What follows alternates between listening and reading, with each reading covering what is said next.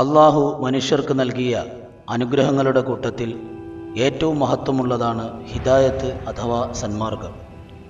ദുനിയാവെന്ന താൽക്കാലിക താവളത്തിൽ വഴികേടിലകപ്പെടാതെ സ്വർഗത്തിൽ നിന്ന് പുറപ്പെട്ട മനുഷ്യർക്ക് അതേ സ്വർഗത്തിലേക്ക് തന്നെ തിരിച്ചു പോകാൻ നമ്മെ വഴി കാണിക്കാനായിട്ടാണ് അള്ളാഹു പ്രവാചകന്മാരെ നിയോഗിച്ചത്.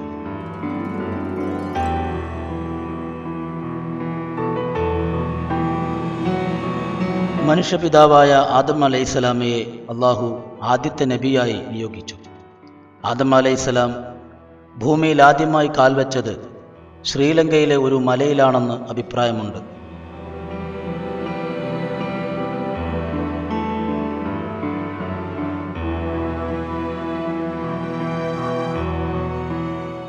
ആദം നബി അലൈഹിസ്സലാമയുടെ കാലത്ത് മനുഷ്യർ ഒരു വലിയ സമൂഹമായി മാറിയിരുന്നില്ല.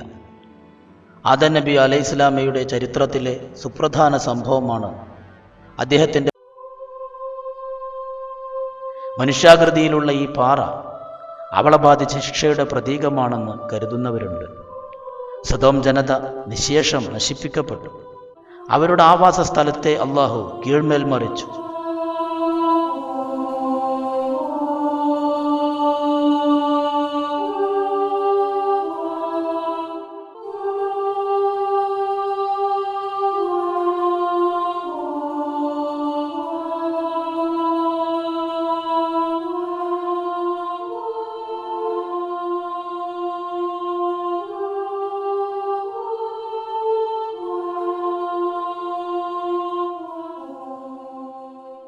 ഉപ്പ് നിറഞ്ഞതിനാൽ ഒരു ജീവിയും വസിക്കാത്ത ഡെഡ് സീ ആയി ആ പ്രദേശം മാറി.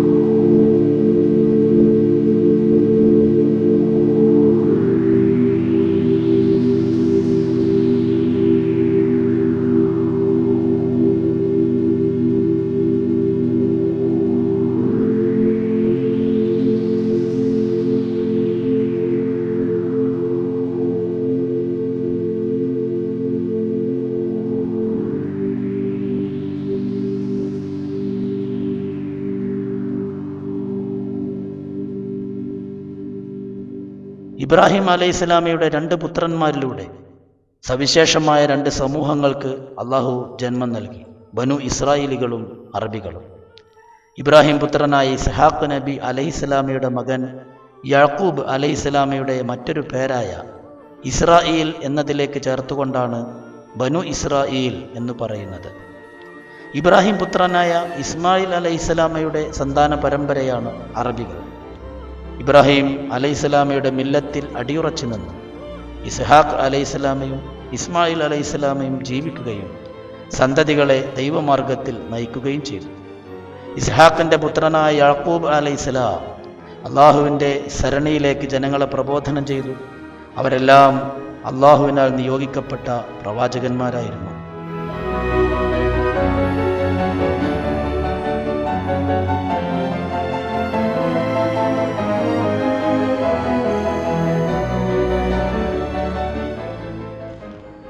ഇസ്രായേലിൽ സ്ഥിതി ചെയ്യുന്ന അൽ ഖലീൽ പട്ടണത്തിലെ ചരിത്രപ്രസിദ്ധമായ ഹിബ്രോൺ പള്ളിയിലേക്കാണ് സംഘം നീങ്ങിക്കൊണ്ടിരിക്കുന്നത്.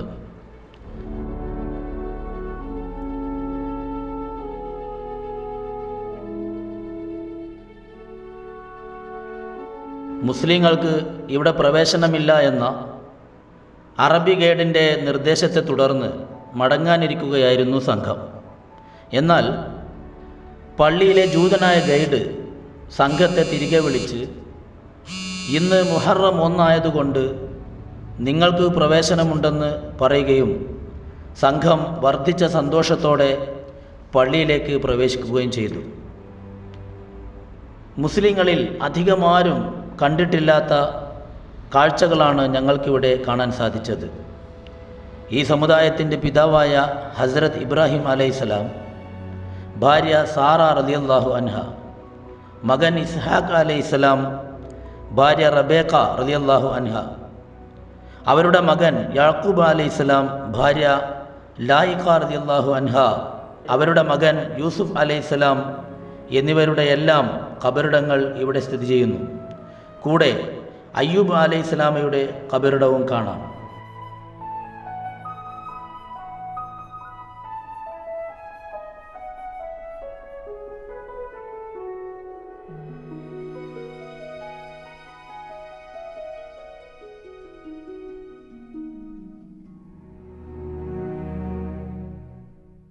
മഹാനായ യൂസുഫ് അലൈഹിസ്സലാമയുടെ ഖബർ ഈ പള്ളിയിലാണോ അതോ ഈജിപ്തിലാണോ സ്ഥിതി ചെയ്യുന്നത്? വിശ്വാസികൾക്കും ചരിത്രകാരന്മാർക്കുമുള്ള ഒരു സംശയമാണിത്. ഞങ്ങളതേക്കുറിച്ച് ഈ പള്ളിയിലെ ഗൈഡിനോട് ചോദിക്കുകയുണ്ടായി. അദ്ദേഹം പറയുന്നത് മക്ബറ ഇവിടെയും മക്കാം ഈജിപ്തിലുമാണ് എന്നാണ്.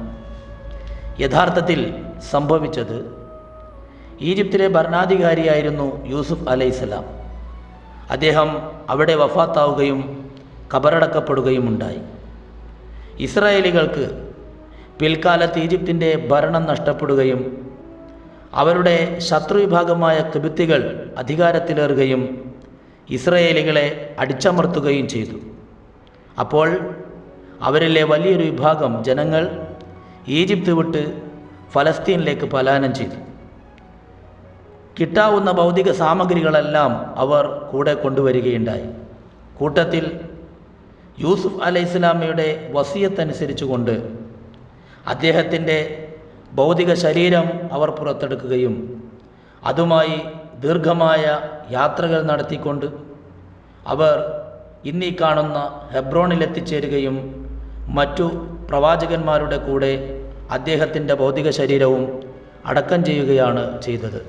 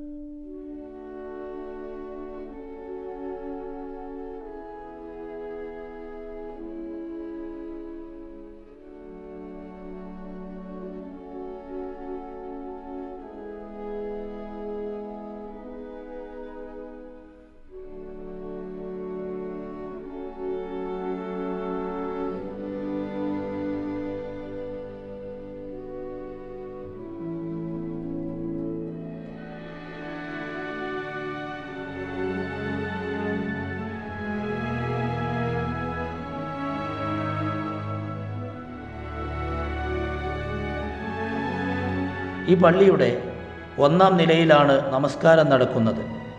അവിടെ കാണുന്ന സുഷിരങ്ങളിലൂടെ താഴേക്ക് നോക്കിയാൽ തറനിരപ്പിൽ ഖബറുകൾ അടയാളപ്പെടുത്തിയത് കാണാം. ഓരോ ഖബറിൻ്റെയും മേൽഭാഗത്ത് മക്ബറകൾ സ്ഥാപിച്ചിരിക്കുകയാണ്.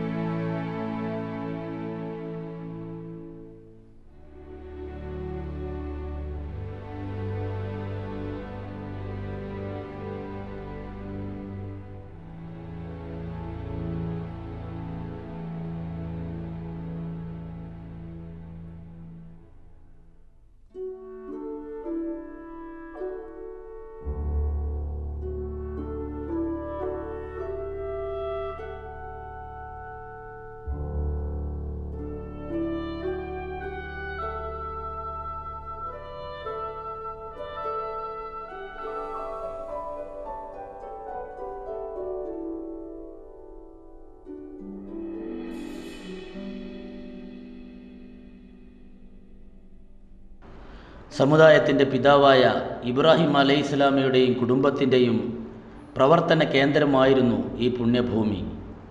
ഇബ്രാഹിം അലൈഹിസ്സലാമയെക്കുറിച്ച് ഖുർആൻ പറയുന്നു, മാ കാന ഇബ്രാഹിമു യഹൂദിയൻ വലാ നസ്രാനിയൻ വലാകിൻ കാന ഹനീഫൻ മുസ്ലിമ വമാ കാന മിനൽ മുശ്രിക്കീൻ. ഇബ്രാഹിം അലൈഹിസ്സലാം യഹൂദിയോ നസ്രാനിയോ ആയിരുന്നില്ല, മറിച്ച് അദ്ദേഹം മനസ്സിൽ വക്രതയില്ലാത്ത യഥാർത്ഥ മുസ്ലിമായിരുന്നു. അദ്ദേഹം ബഹുദൈവാരാധകരിൽപ്പെട്ടവനായിരുന്നില്ല. ഇബ്രാഹിം അലൈഹിസ്സലാം അള്ളാഹുവിന് ജീവിതം മുഴുവനായും സമർപ്പിച്ചു.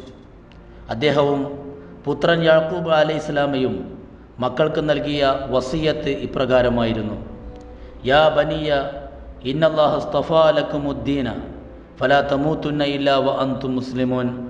മക്കളെ, അള്ളാഹു നിങ്ങൾക്ക് ഈ ദീനിനെ തിരഞ്ഞെടുത്തിരിക്കുന്നു, അതിനാൽ മുസ്ലിങ്ങളായിക്കൊണ്ടല്ലാതെ നിങ്ങൾ മരിക്കരുത്.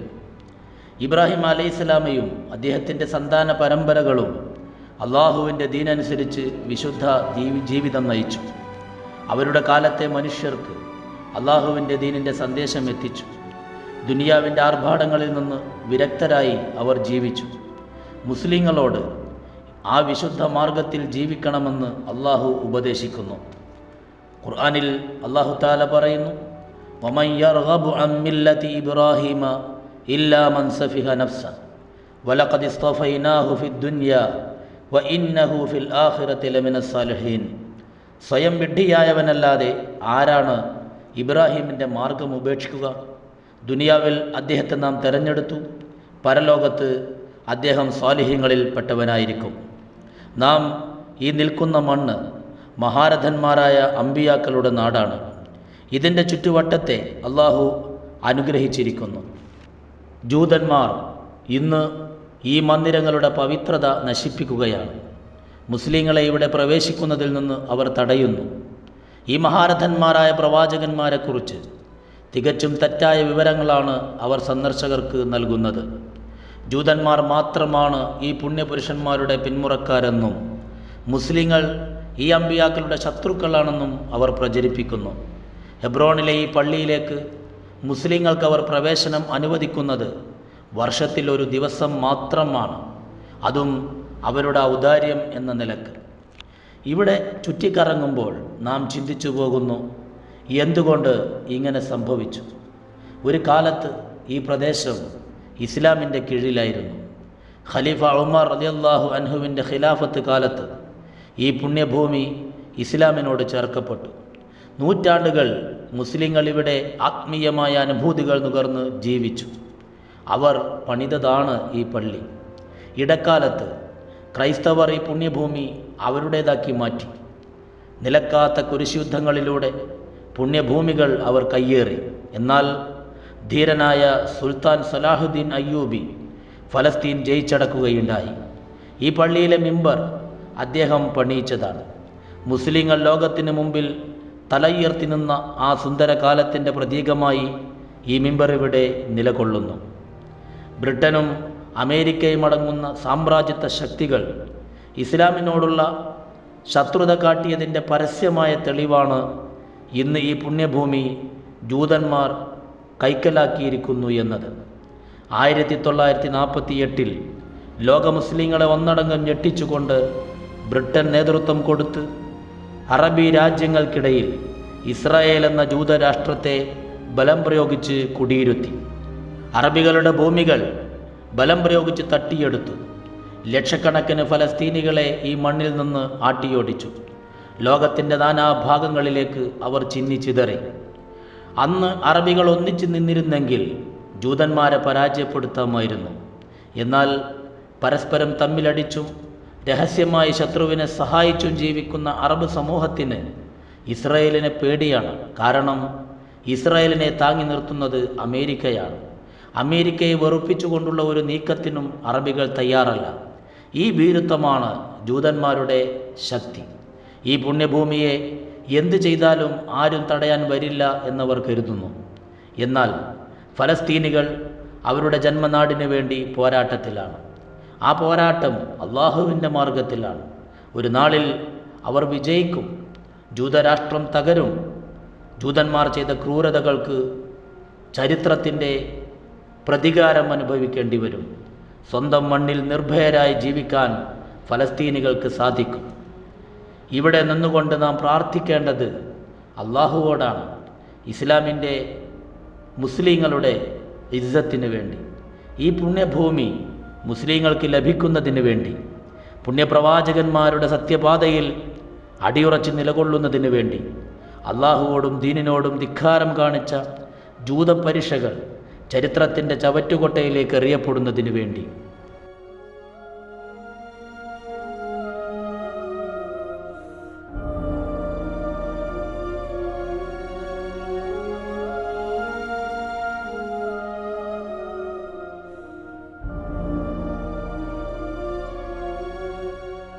ഈ കാഴ്ചകൾ ദർശിച്ച് തിരിച്ചു പോരുമ്പോൾ ഫലസ്തീനിലെ ഇസ്ലാമിൻ്റെ മക്കളുടെ പ്രതിനിധികൾ പള്ളിയിലേക്ക് സന്ദർശനത്തിന് വരുന്നത് കാണാമായിരുന്നു.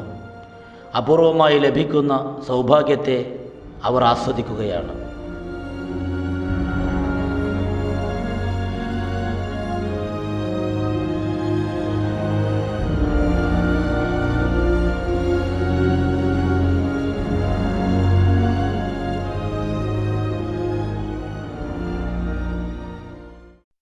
ബനു ഇസ്രായേൽ സമുദായത്തെ അള്ളാഹു പ്രത്യേകമായി തിരഞ്ഞെടുത്തു. ധാരാളം അനുഗ്രഹങ്ങൾ അവരിൽ വർഷിച്ചു. യാക്കൂബ് അലൈഹിസ്സലാമയുടെ പുത്രൻ യൂസുഫ് അലൈഹിസ്സലാം ഈജിപ്തിലെത്തിച്ചേരുകയും അള്ളാഹു അദ്ദേഹത്തെ പ്രവാചകനായി നിയോഗിക്കുകയും ചെയ്തു. ക്രമേണ ഈജിപ്തിലെ ഭരണാധികാരിയായി യൂസുഫ് അലൈഹിസ്സലാം മാറുകയും ഈജിപ്തിനെ ഒരു സമ്പന്ന രാഷ്ട്രമായി മാറ്റുകയും ചെയ്തു. കാർഷിക രംഗത്ത് വലിയ പുരോഗതി കൈവരിച്ച ഈജിപ്തിലെ ദാരിദ്ര്യം പാടെ മാറി. ദൈവിക നിയമങ്ങളിൽ അധിഷ്ഠിതമായി ഭൗതിക പുരോഗതി ആർജിക്കുന്നതിൻ്റെ മഹത്തായ മാതൃക ആ പ്രവാചകൻ കാണിച്ചു തരികയുണ്ടായി. അള്ളാഹുവിൻ്റെ സന്മാർഗം പിന്തുടർന്ന കാലത്തോളം ലോകത്തിലെ ഉന്നത സമുദായമായി പരിലസിക്കാൻ ബനു ഇസ്രായേലിന് സാധിച്ചു.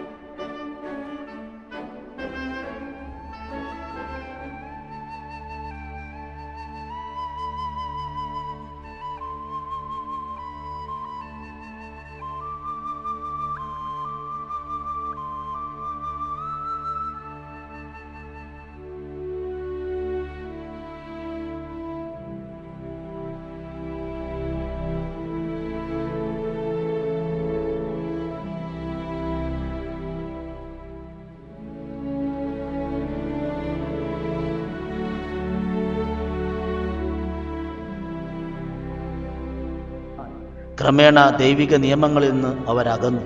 അള്ളാഹുവിനെ പരസ്യമായി തള്ളിപ്പറഞ്ഞു. അവരെ സന്മാർഗത്തിലേക്ക് തിരിച്ചു കൊണ്ടുപോകാനായി അള്ളാഹു നിരവധി പ്രവാചകന്മാരെ അയച്ചുകൊണ്ടിരുന്നു. എന്നാൽ ആ പ്രവാചകന്മാരെ ബനു ഇസ്രായേൽക്കാർ തള്ളിപ്പറയുകയും അള്ളാഹുവിൻ്റെ ആയത്തുകളെ നിഷേധിക്കുകയും പല അമ്പിയാക്കളെയും വധിക്കുകയും ചെയ്തു. അള്ളാഹു ആ സമുദായത്തെ ശപിച്ചു. മർദ്ദകരായ ഭരണാധികാരികൾ അവരെ അടിച്ചൊതുക്കി അധികാരം വാണു. ഈജിപ്ത് പിടിച്ചടക്കിയ ഫറോവ രാജവംശം ബനു ഇസ്രായേൽ സന്തതികളെ അടിമകളാക്കി. പ്രവാചകൻ ദൈവശിക്ഷയെക്കുറിച്ച് അവരെ താക്കീത് ചെയ്തു. മൂസാ അലൈഹിസ്സലാം അവരിൽ നിന്ന് 70 പുരുഷന്മാരെ തിരഞ്ഞെടുത്തു. അള്ളാഹുവോട് മാപ്പു പറയാൻ ആവശ്യപ്പെട്ടു. അള്ളാഹു മൂസാ അലൈഹിസ്സലാമിയോട് സംസാരിക്കുന്നത് അവർ കേട്ടു. അവർ പറഞ്ഞത്, അള്ളാഹുവിനെ വ്യക്തമായി കാണാതെ ഞങ്ങൾ നിന്നിൽ വിശ്വസിക്കുകയില്ല. ഒരു ഘോര ഗർജനത്താൽ അള്ളാഹു അവരെ മരിപ്പിച്ചു. നാഥ, എൻ്റെ സമുദായത്തിലെ ഏറ്റവും നല്ലവരാണവർ എന്ന് മൂസാ അലൈഹിസ്സലാം അള്ളാഹുവോട് അപേക്ഷിച്ചു. അള്ളാഹു അവർക്ക് ജീവൻ തിരിച്ചു നൽകി.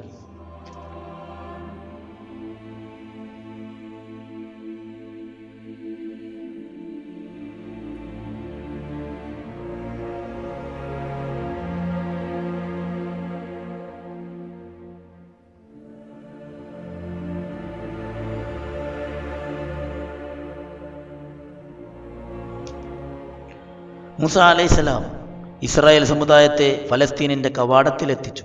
അവരോട് പറഞ്ഞു, അള്ളാഹു നിങ്ങളോട് ഖുദ്സിൽ പ്രവേശിക്കാൻ കൽപ്പിച്ചിരിക്കുന്നു. ആ ധിക്കാരികൾ പറഞ്ഞു, അവിടെ ശക്തരായ ജനങ്ങളുണ്ട്, നീയും നിന്റെ റബ്ബും അവരോട് യുദ്ധം ചെയ്യുക, ഞങ്ങളിവിടെ ഇരിക്കാം. അവരുടെ ആ ധിക്കാരത്തിന് അള്ളാഹു തക്ക ശിക്ഷ പ്രഖ്യാപിച്ചു. 40 കൊല്ലം നിങ്ങൾക്ക് ഖുദ്സ് നിഷിദ്ധമാണ്, നിങ്ങൾ മരുഭൂമിയിൽ അലഞ്ഞു നടക്കും.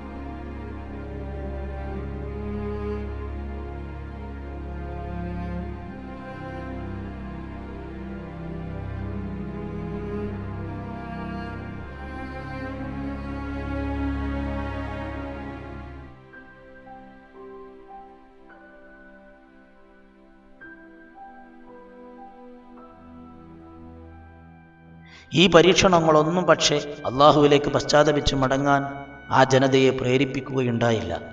അവരുടെ ഹൃദയം കൂടുതൽ കഠിനമായി. 40 കൊല്ലം അവർ അള്ളാഹുവിനോട് ധിക്കാരം അനുവർത്തിച്ചു ജീവിച്ചു. മൂസ അലൈഹിസ്സലാം അവർക്കിടയിൽ ഉണ്ടായിരുന്നു. ഒടുവിൽ മരണമോ ജീവിതമോ രണ്ടിലൊന്ന് തിരഞ്ഞെടുക്കാൻ ആവശ്യപ്പെട്ടുകൊണ്ട് അള്ളാഹു മലക്കുൽ മൗത്തിനെ അദ്ദേഹത്തിൻ്റെ അടുത്തേക്ക് അയച്ചു.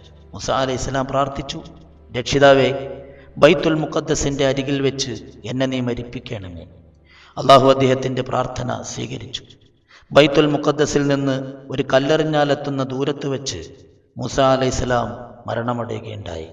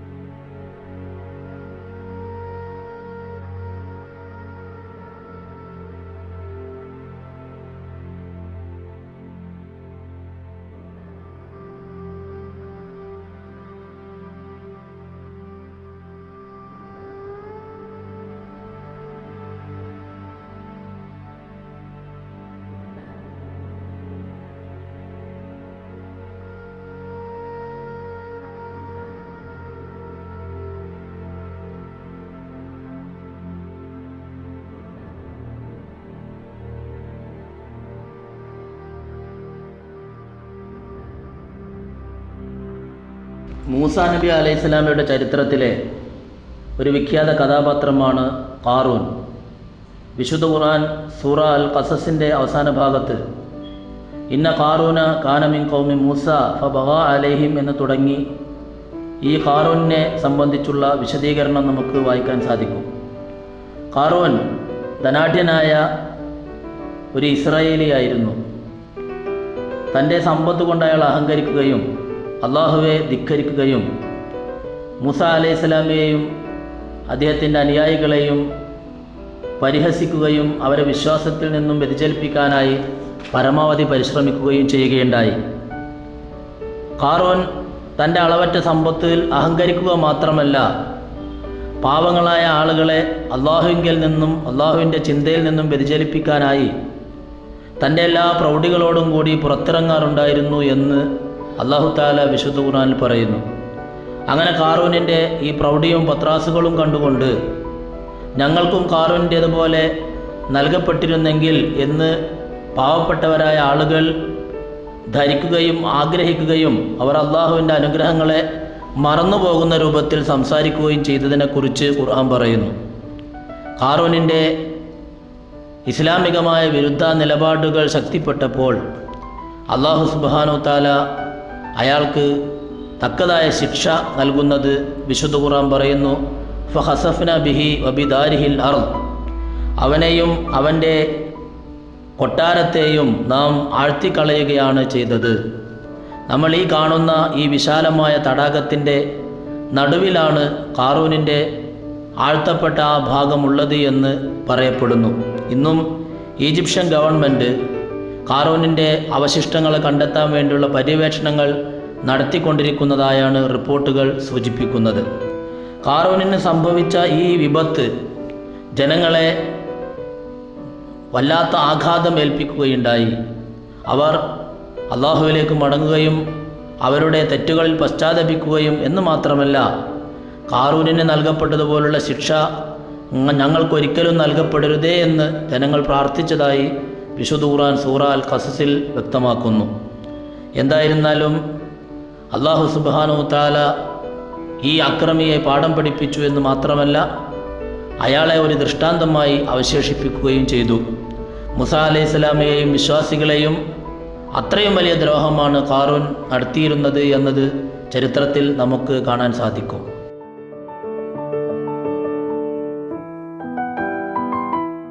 അള്ളാഹുവേയും പ്രവാചകനെയും ധിക്കരിച്ചു എന്ന് മാത്രമല്ല, ഖാറൂൻ സ്വന്തമായൊരു ദേവാലയം സ്ഥാപിക്കുകയും അതിലേക്ക് ആളുകളെ ക്ഷണിക്കുകയും തൻ്റേതായ ആരാധനാ രീതികൾ നടപ്പിൽ വരുത്തുകയും ചെയ്തു എന്നതിൻ്റെ തെളിവാണ് നമ്മൾ ഈ കാണുന്ന ഖാറൂൻ നിർമ്മിച്ച ദേവാലയം. അതിനടുത്ത് തന്നെ അയാളുടെ കിണറിൻ്റെ അവശിഷ്ടങ്ങളും നമുക്ക് കാണാൻ സാധിക്കും. അഥവാ ഫിറഔനോടൊപ്പം ചേർന്ന് ബനു ഇസ്രായേൽ മക്കളെ ദ്രോഹിക്കുകയും അവരെ പീഡിപ്പിക്കുകയും ചെയ്യുന്നതിൽ ഖാറൂനും മിക്ക പങ്കുവഹിക്കുകയും അങ്ങനെ ഫിർഔൻ, ഹാമാൻ, ഖാറൂൻ കൂട്ടുകെട്ടാണ് ബനു ഇസ്രായേലുകൾക്കെതിരെ അള്ളാഹുവിൻ്റെ ധിക്കാരികളായിക്കൊണ്ട് ഈജിപ്തിൽ നിലകൊണ്ടത് എന്നത് ഖാറൂൻ്റെ ചരിത്രത്തിൽ നിന്ന് നമുക്ക് മനസ്സിലാക്കാൻ സാധിക്കുന്നു.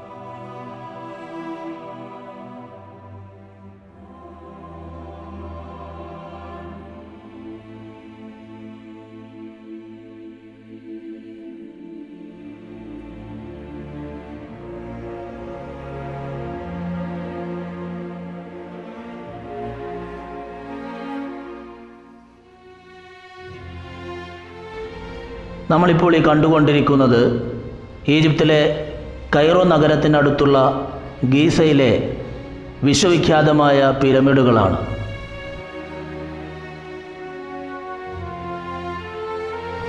ചരിത്രത്തിൽ എക്കാലവും ലോകാത്ഭുതങ്ങളായി സ്ഥിതി ചെയ്യുന്ന ഈ പിരമിഡുകളുടെ കാഴ്ച വിസ്മയകരമായ ഒന്നാണ്.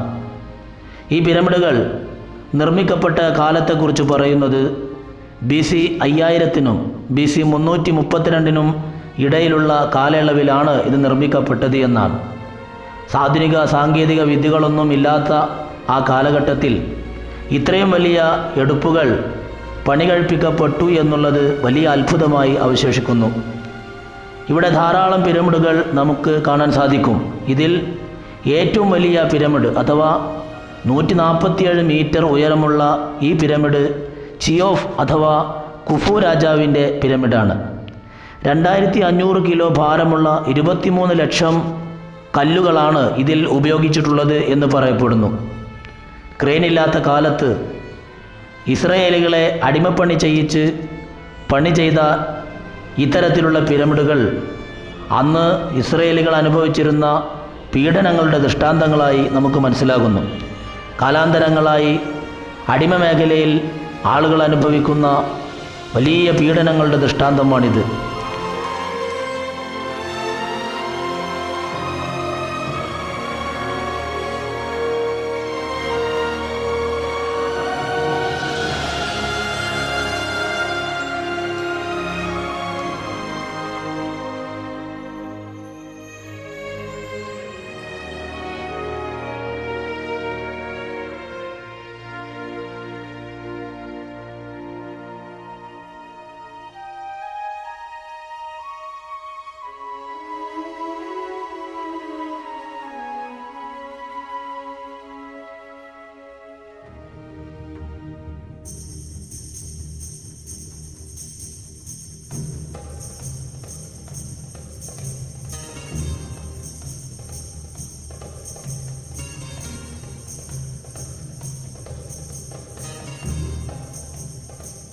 മൂന്നാമത്തെ പിരമിഡ് മൈസേറിനസ് രാജാവിൻ്റേതാണ്.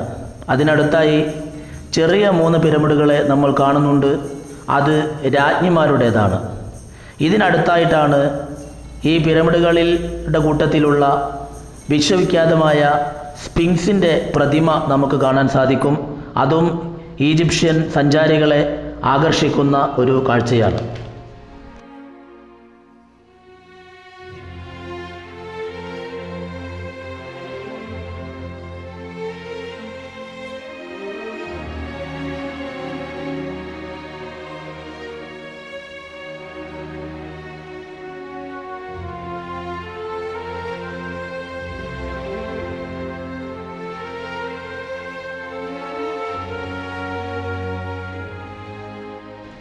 രണ്ടാമതായി ഷഫോൺ രാജാവിൻ്റെ പിരമിഡാണ് നാം കാണുന്നത്. ഞങ്ങൾ പിരമിഡിൻ്റെ അകത്തേക്ക് പ്രവേശിച്ച് കാഴ്ചകൾ കണ്ടത് ഈ ഷഫോൺ രാജാവിൻ്റെ പിരമിഡിലാണ്.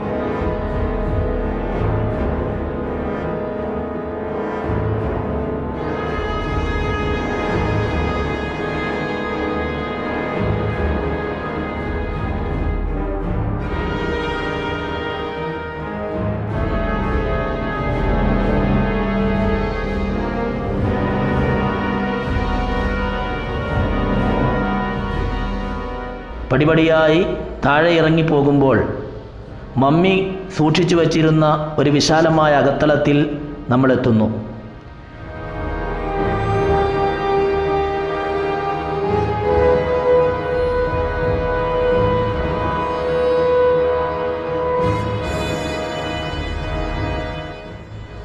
ഫിറഔൻ രാജാക്കന്മാരുടെ മമ്മികൾ അഥവാ അവരുടെ മരണപ്പെട്ടതിന് ശേഷമുള്ള ഡെഡ് ബോഡികൾ ഇത്തരം പിരമിഡുകളിലാണ് സൂക്ഷിച്ചിരുന്നത് എന്ന് നമുക്കറിയാം. ഈ പിരമിഡുകൾക്കുള്ളിൽ നിന്ന് ആ മൃതദേഹങ്ങളെ നീക്കം ചെയ്താണ് ഇപ്പോൾ ഈജിപ്തിലുള്ള റോയൽ മമ്മി ഹാളിൽ ഈ മൃതദേഹങ്ങളൊക്കെ സൂക്ഷിച്ചിരിക്കുന്നത്.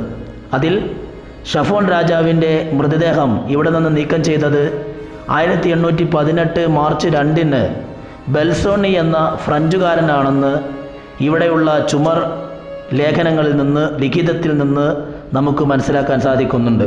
ഫ്രഞ്ചുകാർ ഈ പിരമിഡുകളിൽ പ്രത്യേകമായ പര്യവേഷണം നടത്തുകയും അങ്ങനെ അവരാണ് ഈ പിരമിഡുകളിൽ നിന്ന് മമ്മികളെ നീക്കം ചെയ്തത്. അദ്ദേഹത്തിൻ്റെ പേരും ഡേറ്റും മമ്മി വച്ചിരുന്ന മുറിക്കകത്ത് ചുമരിൽ കൊത്തിവച്ചിരിക്കുന്നത് കാണാൻ സാധിക്കും. ഈ മമ്മികളെല്ലാം തന്നെ ഇപ്പോൾ ഈജിപ്തിലെ റോയൽ മമ്മി ഹാളിൽ പ്രത്യേകമായി സംരക്ഷിക്കപ്പെടുന്നത് നമുക്ക് കാണാൻ സാധിക്കും.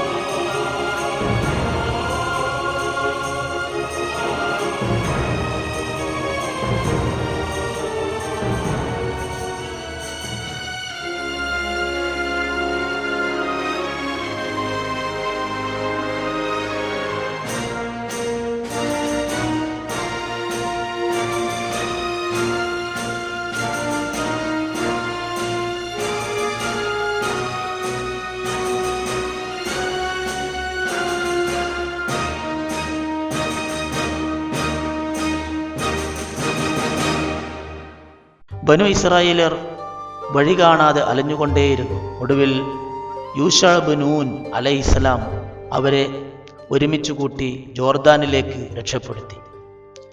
യൂശാ ബിൻ നൂൻ അലൈഹിസ്സലാം അവരുമായി വിശുദ്ധ ഭൂമിയിലേക്ക് പുറപ്പെട്ടു. ബനു ഇസ്രായേലർ കൻആനികളായ അമാലിക്കുകളോട് പോരാടി ജെറീക്ക പട്ടണം അഥവാ അരീഹ പിടിച്ചെടുക്കുകയുണ്ടായി. ആ യുദ്ധത്തിൽ അള്ളാഹു അവർക്ക് പ്രത്യേകമായ സഹായം നൽകുകയുണ്ടായി. ഒരു വെള്ളിയാഴ്ചയാണ് ഈ യുദ്ധം നടന്നത്. ശനിയാഴ്ച ജോലിയും യുദ്ധം അവർക്ക് നിഷിദ്ധമാണ്. സൂര്യൻ അസ്തമിക്കാനടുത്തപ്പോൾ ശനിയാഴ്ച ആകാതിരിക്കാനായി സൂര്യനെ പിടിച്ചു നിർത്താൻ അള്ളാഹുവിനോട് യൂശാ അലൈഹിസ്സലാം പ്രാർത്ഥിച്ചു. അവർ വിജയിക്കുന്നതുവരെ സൂര്യൻ അവർക്കായി അസ്തമിക്കാതെ നിന്നു. അതാണ് നബി സല്ലല്ലാഹു അലൈഹി വസല്ലം പറഞ്ഞത്, യൂശാ ബിൻ നൂനിന് അല്ലാതെ മറ്റൊരു മനുഷ്യനു വേണ്ടിയും സൂര്യൻ നിലച്ചിട്ടില്ല. അദ്ദേഹം ബൈത്തുൽ മുഖദ്ദസിലേക്ക് നീങ്ങിയ രാത്രിയിലായിരുന്നു അത്. അവർ പട്ടണത്തിൽ പ്രവേശിക്കാൻ ധൃതി കൂട്ടി. അള്ളാഹു അവരോട് ഹിത്തോത്തുൻ എന്ന് പറഞ്ഞ് പ്രവേശിക്കാൻ പറഞ്ഞു. നാഥ, ഞങ്ങളുടെ കുറ്റങ്ങൾ പുറത്തു തരണമേ എന്നാണ് ആ വാക്കിൻ്റെ അർത്ഥം. ധിക്കാരികളായ ജനത ആ വാക്കിനെ ഹിന്തത്തുൻ എന്നാക്കി മാറ്റി. മാത്രവുമല്ല, സുജൂദ് ചെയ്തുകൊണ്ട് പ്രവേശിക്കണമെന്ന അള്ളാഹുവിൻ്റെ കൽപ്പനയെ പരിഹസിച്ചുകൊണ്ട് പൃഷ്ഠഭാഗം കാണിച്ചുകൊണ്ടാണ് അവർ ആ പട്ടണത്തിലേക്ക് കടന്നത്. യൂശ അലൈഹിസ്സലാം മരിക്കുന്നത് വരെ അരിഹ ആസ്ഥാനമായുള്ള ഫലസ്തീനിൽ ഇസ്രായേലർ താമസിച്ചു. യൂശ അലൈഹിസ്സലാമയുടെ മരണശേഷം അവർ പല വിഭാഗങ്ങളായി ഭിന്നിച്ചു. അവർക്കിടയിൽ സംഘട്ടനങ്ങൾ പതിവായി. അവരെ ഒന്നിച്ചു നിർത്താൻ അള്ളാഹു തുടരെ അമ്പിയാക്കളെ അയച്ചു. ആ പ്രവാചകന്മാരെ എതിർക്കാനും വധിക്കാനും അവർ മുതിർന്നു. അള്ളാഹു അവരോട് കോപിക്കുകയും അവരെ ശിക്ഷിക്കുകയും ചെയ്തു. അവർ നിന്ദതയിലും ദാരിദ്ര്യത്തിലും അകപ്പെട്ടു. അമാലിക്കുകൾ അവരെ പരാജയപ്പെടുത്തി. അവരുടെ വിശുദ്ധ സ്ഥലങ്ങളും വസ്തുക്കളും പിടിച്ചെടുത്തു. അള്ളാഹു മൂസ അലൈഹി ഇസ്ലാമക്ക് എഴുതിക്കൊടുത്ത ശിലാഫലകം ഉൾക്കൊള്ളുന്ന താബൂത്ത് അമാലിക്കുകൾ കൈവശപ്പെടുത്തി. മൂസാ നബി അലൈഹി ഇസ്ലാമിയുടെ വടിയും ഹാറൂൻ നബി അലൈഹി ഇസ്ലാമിയുടെ വസ്ത്രങ്ങളും ഈ താബൂത്തിൽ ഉണ്ടായിരുന്നു. കാലം കടന്നുപോയി. ബൈത്തുൽ മുഖദ്ദസിന്റെ ഭരണം അമാലിക്കുകാരനായ ജാലൂത്ത് ഏറ്റെടുത്തു. ബനു ഇസ്രായേലർ അവരുടെ പ്രവാചകനോട് ഒരു രാജാവിനെ നിശ്ചയിച്ചു തരാൻ ആവശ്യപ്പെട്ടു. നിങ്ങൾ രാജാവിനെ അനുസരിക്കുമോ എന്ന് പ്രവാചകൻ ചോദിച്ചു. അതെ എന്നവർ പറഞ്ഞു.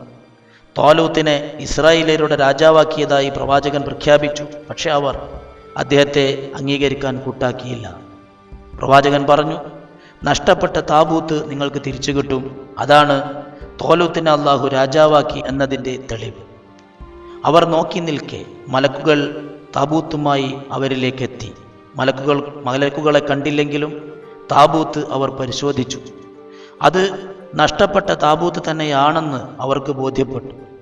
എന്നിട്ടും ഭൂരിഭാഗം പേരും താലൂത്ത് രാജാവിനെ ധിക്കരിച്ചു. കുറച്ചുപേർ മാത്രം അദ്ദേഹത്തോടൊപ്പം യുദ്ധത്തിൽ ചേർന്നു. വഴിയിൽ ഒരു പുഴ അവർ കണ്ടു. വെള്ളം കുടിക്കാൻ അവർ ധൃതി കൂട്ടി. താലൂത്ത് പറഞ്ഞു, അള്ളാഹു ഈ പുഴ കൊണ്ട് നിങ്ങളെ പരീക്ഷിക്കുകയാണ്. ഇതിലെ വെള്ളം കുടിച്ചാൽ അയാൾ ഈ കൂട്ടത്തിൽ നിന്ന് പുറത്താകും. എന്നാൽ കൈക്കൊണ്ടൊരു കോരൽ മാത്രം എടുക്കാം.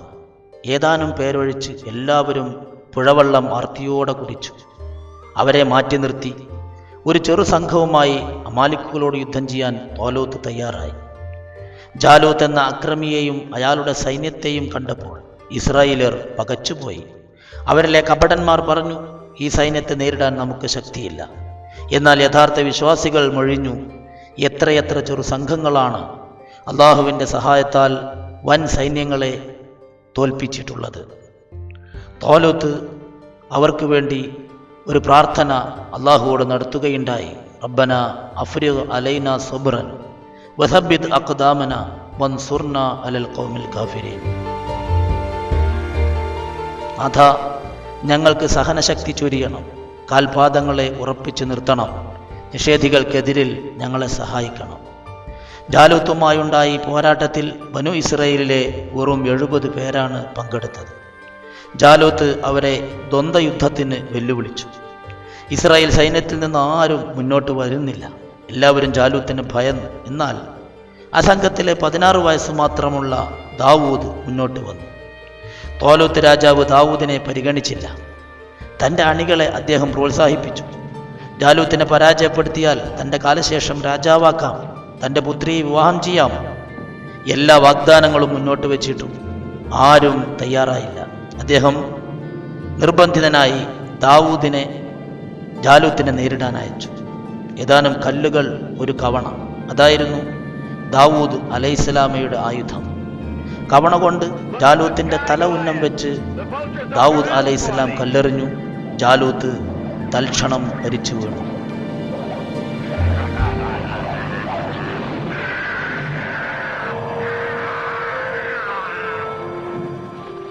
ജാലൂത്തിൻ്റെ സൈന്യം തോറ്റു.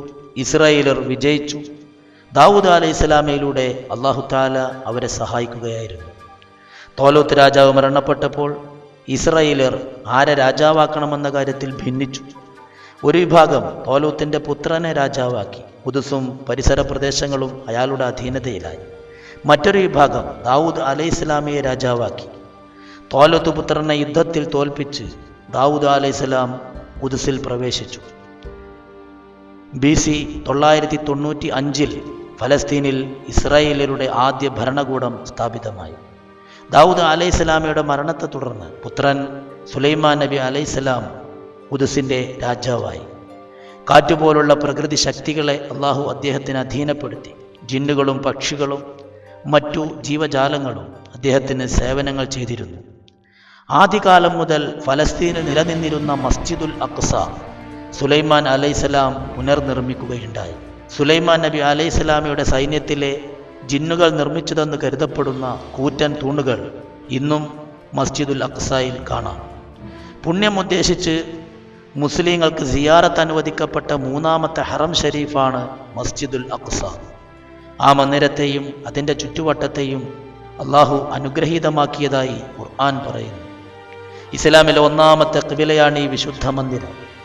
നുബുവത്ത് ലഭിച്ച് 15 വർഷം ഈ മന്ദിരത്തിലേക്ക് തിരിഞ്ഞാണ് നബി സല്ലല്ലാഹു അലൈഹി വസല്ലമയും സഹാബത്തും നമസ്കരിച്ചത്. ഈ മന്ദിരത്തെ തകർക്കാൻ ജൂതന്മാർ പല തന്ത്രങ്ങളും ആവിഷ്കരിച്ചു കൊണ്ടിരിക്കുകയാണ്. ഭൂമിക്കടിയിലൂടെ ഒരു തുരങ്കമുണ്ടാക്കി ഈ പുണ്യമന്ദിരത്തിൻ്റെ അടിത്തറ ദുർബലമാക്കി അത് കാലപ്പഴക്കം കൊണ്ട് തകർന്നതാണെന്ന് വരുത്തി തീർക്കാനാണ് ഇപ്പോൾ ജൂതന്മാരുടെ ശ്രമം. തുരങ്ക നിർമ്മാണം പള്ളിയുടെ അടുത്തെത്തിയതായി നമുക്ക് കാണാം. സുലൈമാൻ നബി അലൈഹിസ്സലാമയുടെ മരണത്തിന് ശേഷം ഇസ്രായേലികൾ ഭിന്നിക്കുകയും പല ഭാഗങ്ങളിലേക്ക് ചിതറിപ്പോവുകയും ചെയ്തു. അടുത്ത 80 വർഷക്കാലം ഇറാഖിൽ നിന്നെത്തിയ അസൂരി വംശം ഫലസ്തീനിൽ ഭരണം നടത്തുകയുണ്ടായി. പിന്നീട് ഇറാഖിൽ തന്നെ എത്തിയ ബാബിലോണിയരുടെ അഥവാ കൽദായരുടെ കാലമായിരുന്നു. അവർ ഖുദ്സ് കീഴടക്കുകയും രാജാവിനെയും 70,000 ജൂതന്മാരെയും തടവുകാരാക്കുകയും ചെയ്തു. അതിനുശേഷമാണ് കുപ്രസിദ്ധനായ നബുക്കദ്നസർ വരുന്നത്. ബാബിലോണിയൻ ചക്രവർത്തിയായ നസർ BC 589 ഖുദ്സിൽ പ്രവേശിച്ചു. നഗരം തകർത്ത് തരിപ്പണമാക്കി. സുലൈമാൻ നബി അലൈഹിസ്സലാം നിർമ്മിച്ച പള്ളി തകർക്കുകയും അവിടെ ഉണ്ടായിരുന്ന വിലപ്പെട്ട വസ്തുക്കൾ ഇറാഖിലേക്ക് കടത്തുകയും ചെയ്തു. വീടുകൾ ചുട്ടുകരിച്ചു. 40,000 ഇസ്രായേലരെ ബന്ദികളാക്കി. മറ്റുള്ളവർ ഈജിപ്തിലേക്ക് ഓടിപ്പോയി. ഈ ആക്രമണത്തെക്കുറിച്ച് തൽമൂദിൽ പറയുന്നത് ഇസ്രായേലരുടെ പാപങ്ങൾ പെരുകിയത് കൊണ്ടാണ് പള്ളി തകർന്നതെന്നാണ്. അവരുടെ മേലുള്ള ദൈവകോപം അതിശക്തമായിരുന്നു. ഈ ആക്രമണങ്ങൾക്കൊടുവിലാണ് തൗറാത്ത് ക്രോഡീകരിക്കപ്പെടുന്നത്. മൂസാ അലൈഹി സ്വലാമയുടെ മരണത്തിന് 7 നൂറ്റാണ്ട് കഴിഞ്ഞിരുന്നു. അതിനാൽ അതിൽ മാറ്റങ്ങളും തിരുത്തലുകളും നടത്താൻ പുരോഹിതന്മാർക്ക് സൗകര്യമായി. 400 വർഷം കൊണ്ടാണ് തൗറാത്ത് ക്രോഡീകൃതമായതെന്ന് പറയപ്പെടുന്നു. എണ്ണമറ്റ കെട്ടുകഥകളും അന്ധവിശ്വാസങ്ങളും ജ്യോത്സ്യന്മാരുടെയും പുരോഹിതന്മാരുടെയും വചനങ്ങളും അതിൽ കൂട്ടിച്ചേർത്തിട്ടുണ്ട്. BC 539 പേർഷ്യൻ ചക്രവർത്തി സൈറസ് രണ്ടാമൻ ഇറാഖിനെ കീഴ്പ്പെടുത്തി. ഫലസ്തീനും സിറിയയുമെല്ലാം ജയിച്ചടക്കി. ബാബിലോണിയയിലെ ഇസ്രായേലർക്ക് ഫലസ്തീനിലേക്ക് മടങ്ങാൻ സൈറസ് അനുമതി നൽകുകയുണ്ടായി. 42,000 പേർ ഫലസ്തീനിലേക്ക് മടങ്ങി. ഭൂരിപക്ഷം ബാബിലോണിയയിൽ തങ്ങി. ഫലസ്തീനിലെത്തിയ ഇസ്രായേലർ ആദ്യമായി ചെയ്തത് സുലൈമാൻ നബി അലൈഹിസ്സലാമയുടെ പള്ളി പുനർനിർമ്മിക്കുകയാണ്. പ്രസിദ്ധമായ നൈൽ നദിയുമായി ബന്ധപ്പെട്ട് മറ്റൊരു പ്രവാചകൻ ഖുർആനിൽ പരാമർശിക്കപ്പെട്ടിട്ടുണ്ട്. ദുന്നൂൻ അഥവാ മത്സ്യക്കാരൻ എന്ന് അദ്ദേഹത്തെ ഒരിടത്ത് വിളിക്കുന്നുണ്ട്. യൂനുസ് നബി അലൈഹിസ്സലാമാണ് ആ പ്രവാചകൻ. അള്ളാഹു യൂനുസ് നബി അലൈഹിസ്സലാമയെ ഒരു നാട്ടിൽ പ്രബോധനത്തിനായി അയച്ചു. അള്ളാഹുവിൻ്റെ മാർഗത്തിലേക്ക് ആ നാട്ടുകാരെ എത്തിക്കാനായി അദ്ദേഹം ആവുന്നതും ശ്രമിച്ചെങ്കിലും ഫലമുണ്ടായില്ല. നിരാശനായ അദ്ദേഹം ആ നാട് വിട്ട് മറ്റൊരിടത്തേക്ക് പോകാനായി കപ്പൽ കയറി. ഭാരക്കൂടുതൽ കൊണ്ട് കപ്പൽ മറിയുമെന്നായപ്പോൾ നമുക്ക് നറുക്കെടുക്കാമെന്നും നറുക്ക് വീഴുന്ന ആളെ കപ്പലിൽ നിന്ന് കടലിലേക്ക് എറിയുന്നതാണെന്നും കപ്പിത്താൻ കൽപ്പിച്ചു. നറുക്ക് വീണത് യൂനുസ് നബി അലൈഹിസ്സലാമക്കാണ്. അദ്ദേഹത്തെ അവർ കടലിലെറിഞ്ഞു. ഒരു ഭീമൻ മത്സ്യം അദ്ദേഹത്തെ വിഴുങ്ങി മത്സ്യത്തിൻ്റെ വയറ്റിൽ വെച്ച്. എല്ലാം നഷ്ടപ്പെട്ട ഇരുട്ടിൻ്റെ ഭീതിയിൽ അദ്ദേഹം അള്ളാഹുവോട് അപേക്ഷിച്ചു. അള്ളാഹു അദ്ദേഹത്തിന് പുറത്തു കൊടുക്കുകയും മത്സ്യം അദ്ദേഹത്തെ ഈ കരയിലേക്ക് തള്ളുകയും ചെയ്തു. മത്സ്യത്തിൻ്റെ വയറ്റിൽ അകപ്പെട്ടതിൻ്റെ പാരവശ്യങ്ങൾ സുഖമായ ശേഷം അദ്ദേഹം നീനവ എന്ന സ്ഥലത്തേക്ക് തിരിച്ചു പോവുകയും നീണ്ട പ്രബോധന പ്രവർത്തനങ്ങളിൽ മുഴുകി ധാരാളം ആളുകളെ ഇസ്ലാമിലേക്ക് എത്തിക്കുകയും ചെയ്യുകയുണ്ടായി.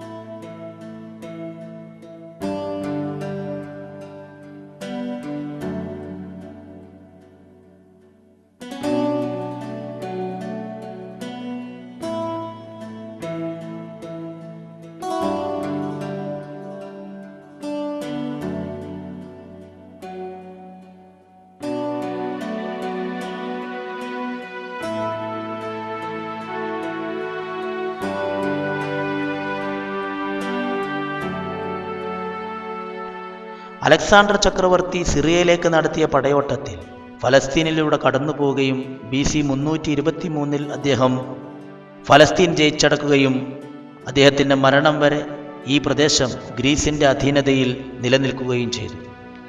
അലക്സാണ്ടറുടെ മരണശേഷം ഗ്രീക്കുകാർക്കിടയിലുണ്ടായ ആഭ്യന്തര ഛിദ്രതയെ മുതലെടുത്ത് അറബ് വംശജരായ അമ്പാത്തുകൾ ഫലസ്തീൻ്റെ തെക്കുഭാഗം ആക്രമിച്ച് കീഴടക്കി. ഏതാണ്ട് 100 വർഷക്കാലം ഫലസ്തീൻ അവർക്ക് അധീനമായി. പിന്നീട് ഗ്രീക്കുകാർ തന്നെ മേധാവികളായി. ഗ്രീക്കുകാർക്കിടയിലെ സെലുക്കലർ എന്നറിയപ്പെടുന്ന സംഘം ഇസ്രായേലിലെ വിഗ്രഹാരാധനയ്ക്ക് നിർബന്ധിച്ചു. ഗത്യന്തരമില്ലാതെ അവരിൽ ചിലർ യഹോവയെ ഉപേക്ഷിച്ചു ഗ്രീക്ക് ദേവനായ സീമൂസിനെ പൂജിക്കാൻ തുടങ്ങി. അതിനെ തുടർന്ന് ഇസ്രായേലിയർക്കിടയിൽ 2 വിഭാഗം രൂപപ്പെട്ടു.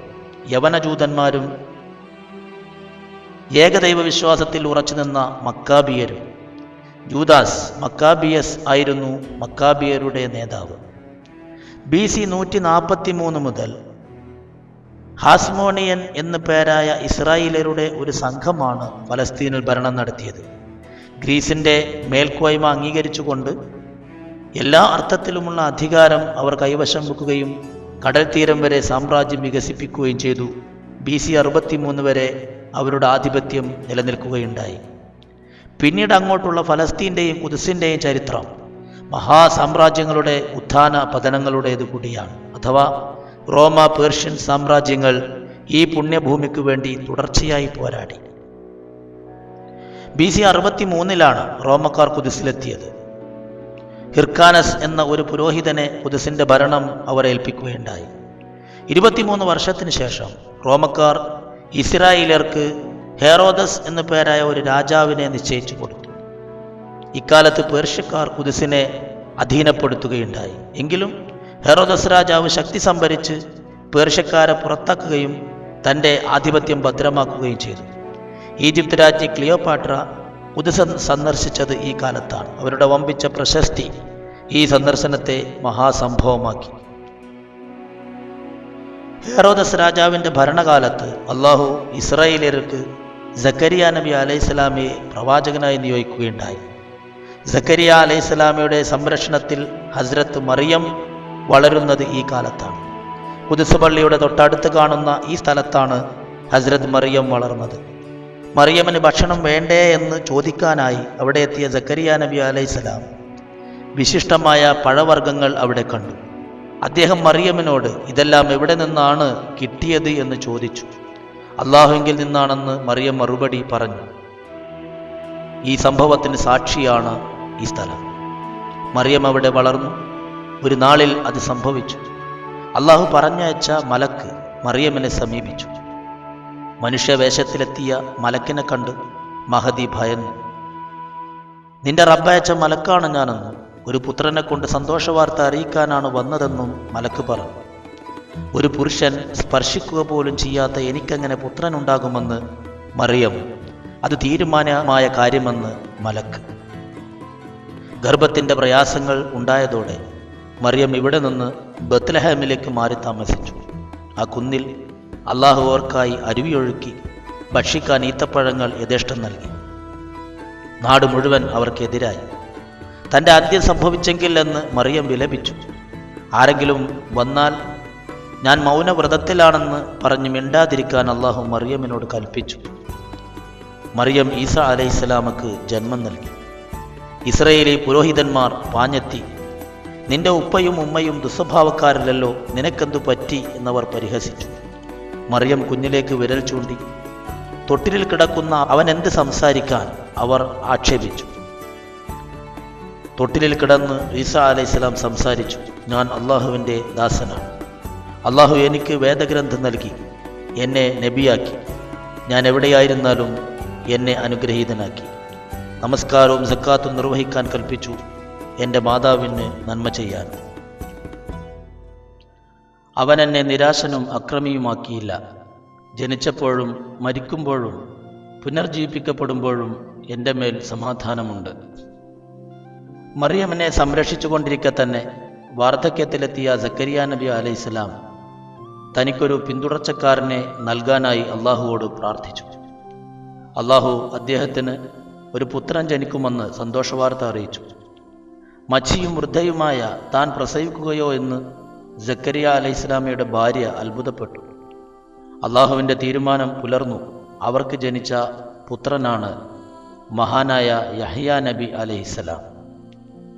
ഈസാ നബി അലൈഹിസ്സലാമയുടേതുപോലെ ഒരു അത്ഭുത ജനനമായിരുന്നു യഹ്യാ നബി അലൈഹിസ്സലാമയുടെയും. ഈ 3 പ്രവാചകന്മാരെയും ഒരേ സമയത്താണ് അള്ളാഹു ഇസ്രായേലിലേക്ക് നിയോഗിച്ചത്. ആ സമയത്ത് തന്നെയാണ് AD 4 റോമക്കാരുടെ സാമന്തനായി ഹെറോദസ് അന്തിപ്പാസ് ഫലസ്തീനിൽ ഭരണമേറ്റത്. ഭീകരമായ അക്രമ സംഭവങ്ങൾ അരങ്ങേറിയ കാലമാണത്. ഇസ്രായേലിയർ ഈസാ അലൈഹിസ്സലാമയെ പ്രവാചകനായി അംഗീകരിച്ചില്ല. സക്കരിയ നബി അലൈഹിസ്സലാമക്കും യഹ്യാ നബി അലൈഹിസ്സലാമക്കും പ്രവാചകന്റെ സ്ഥാനമല്ല, മുഖ്യ പുരോഹിതന്മാരുടെ സ്ഥാനം മാത്രമേ അവർ നൽകുകയുണ്ടായുള്ളൂ. ഇസ്രായേൽ നിയമത്തിൽ സഹോദരൻ്റെ പുത്രിയെ വിവാഹം ചെയ്യൽ നിഷിദ്ധമാണ്. ഹെറോദസ് അന്തിപ്പാസ് രാജാവ് തൻ്റെ സഹോദരൻ്റെ പുത്രിയെ വിവാഹം ചെയ്യാൻ ഉദ്ദേശിച്ചു. അതിന് അനുമതി നൽകണമെന്ന് സക്കരിയ നബി അലൈഹിസ്സലാമയോടും യഹ്യാ നബി അലൈഹിസ്സലാമയോടും രാജാവ് ആവശ്യപ്പെട്ടു. തങ്ങളുടെ തീരുമാനം ജനങ്ങൾക്ക് മുമ്പിൽ പ്രഖ്യാപിക്കാമെന്ന് പ്രവാചകന്മാർ പറഞ്ഞതനുസരിച്ച് രാജാവ് ജനങ്ങളെ വിളിച്ചുകൂട്ടി. പിതൃ സഹോദരനുമായുള്ള സ്ത്രീയുടെ വിവാഹബന്ധം നിരുപാധികം നിഷിദ്ധമാണെന്ന് യഹ്യാ നബി അലൈഹിസ്സലാം പ്രഖ്യാപിച്ചു. അങ്ങനെ ചെയ്യുന്നവൻ അവിശ്വാസിയും വധിക്കപ്പെടേണ്ടവനുമാണെന്ന് അദ്ദേഹം പറഞ്ഞു. സഹോദരപുത്രി രാജാവിനെ മദ്യം കുടിപ്പിച്ചു. യഹ്യാ നബിയെ വധിക്കാൻ അവൾ രാജാവിനെ നിർബന്ധിച്ചു. മദ്യലഹരിയിൽ ഉന്മത്തനായി രാജാവ് യഹ്യാ നബി അലൈഹിസ്സലാമയെ വധിക്കാൻ ഉത്തരവിട്ടു. ഭടന്മാർ ആദ്യം യഹ്യാ നബി അലൈഹിസ്സലാമയെയും തുടർന്ന് സക്കരിയ നബി അലൈഹിസ്സലാമയെയും ഭീകരമാം വിധം വധിച്ചു. എന്നാൽ തങ്ങളുടെ പ്രവാചകന്മാർ ക്രൂരമായി വധിക്കപ്പെട്ടിട്ടും ഇസ്രായേലിയർ അതിനെതിരെ ശബ്ദമുയർത്തുകയുണ്ടായില്ല. ഒടുവിൽ ആ സമൂഹത്തിൽ ഈസാ അലൈഹിസ്സലാം മാത്രം ബാക്കിയായി. അള്ളാഹുവിലേക്ക് ക്ഷണിച്ചുകൊണ്ട് അദ്ദേഹം ഭൂമിയിൽ സഞ്ചരിച്ചു. അധർമ്മങ്ങൾക്കെതിരെ പോരാടി. ഇസ്രായേലി പുരോഹിതന്മാർ അള്ളാഹുവിൻ്റെ ദീനിൽ കെട്ടിയുണ്ടാക്കിയ അനാചാരങ്ങളെ അദ്ദേഹം തള്ളിപ്പറഞ്ഞു. ഈസാ അലൈഹിസ്സലാമയുടെ സന്ദേശങ്ങളിലേക്ക് ജനങ്ങൾ ആകൃഷ്ടരാകാൻ തുടങ്ങി. ഇത് ഇസ്രായേലി പുരോഹിതന്മാരെ അങ്ങേയറ്റം അസഹ്യരാക്കി. അദ്ദേഹത്തെ വധിക്കാൻ അവർ ഗൂഢാലോചന നടത്തി. ഈസാ നബി അലൈഹിസ്സലാമക്ക് 33 വയസ്സായി. റോമൻ ഭരണാധികാരിയെ സ്വാധീനിച്ച് മഹാനായ പ്രവാചകനെ കോടതിയിൽ ഹാജരാക്കി മരണശിക്ഷ വിധിക്കാൻ പുരോഹിതന്മാർ തീരുമാനിച്ചു.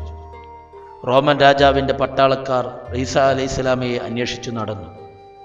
എന്നാൽ അദ്ദേഹത്തെ പിടികൂടാൻ അവർക്ക് സാധിക്കുകയുണ്ടായില്ല. അദ്ദേഹത്തിന് വേണ്ടി മറ്റൊരാളെ അള്ളാഹു രൂപസാദൃശ്യം വരുത്തി. നേരിട്ട് കണ്ടാൽ ഈസയെയും ആ ശിഷ്യനെയും തിരിച്ചറിയാനാകാത്ത വിധം അവർ ഒരുപോലെയായിരുന്നു. റോമൻ പടയാളികൾ എത്തിയപ്പോൾ അള്ളാഹു ഈസാ അലൈഹിസ്സലാമയെ ആകാശത്തേക്ക് ഉയർത്തി. രൂപസാദൃശ്യമുള്ള ആ ശിഷ്യനെയാണ് ഈസ എന്ന് ധരിച്ച് അവർ പിടികൂടിയത്. അദ്ദേഹത്തെ അവർ തലയിൽ മുൾക്കിരീടമണിയിച്ചു. വേദന വഴി എന്ന് ഇന്നും അറിയപ്പെടുന്ന സ്ഥലങ്ങളിലൂടെ കുരിശ് ചുമപ്പിച്ച് നടത്തുകയും പിന്നീട് കുരിശിലേറ്റുകയും ചെയ്തു.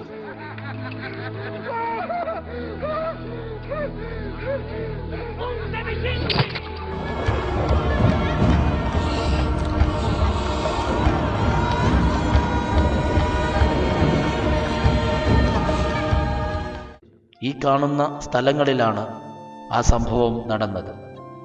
ഈസാ നബി അലൈഹിസ്സലാം ഒരിക്കലും ക്രൂശനായിട്ടില്ലെന്ന് വിശുദ്ധ ഖുർആൻ ഖണ്ഡിതമായി പറയുന്നു. ഖുർആനിൽ കാണാൻ സാധിക്കും, അദ്ദേഹത്തെ അവർ വധിച്ചിട്ടില്ല, കുരിശിലേറ്റിയിട്ടുമില്ല. അവർക്കതിൻ്റെ യാഥാർത്ഥ്യം വ്യക്തമാകാതെ പോവുകയാണുണ്ടായത്.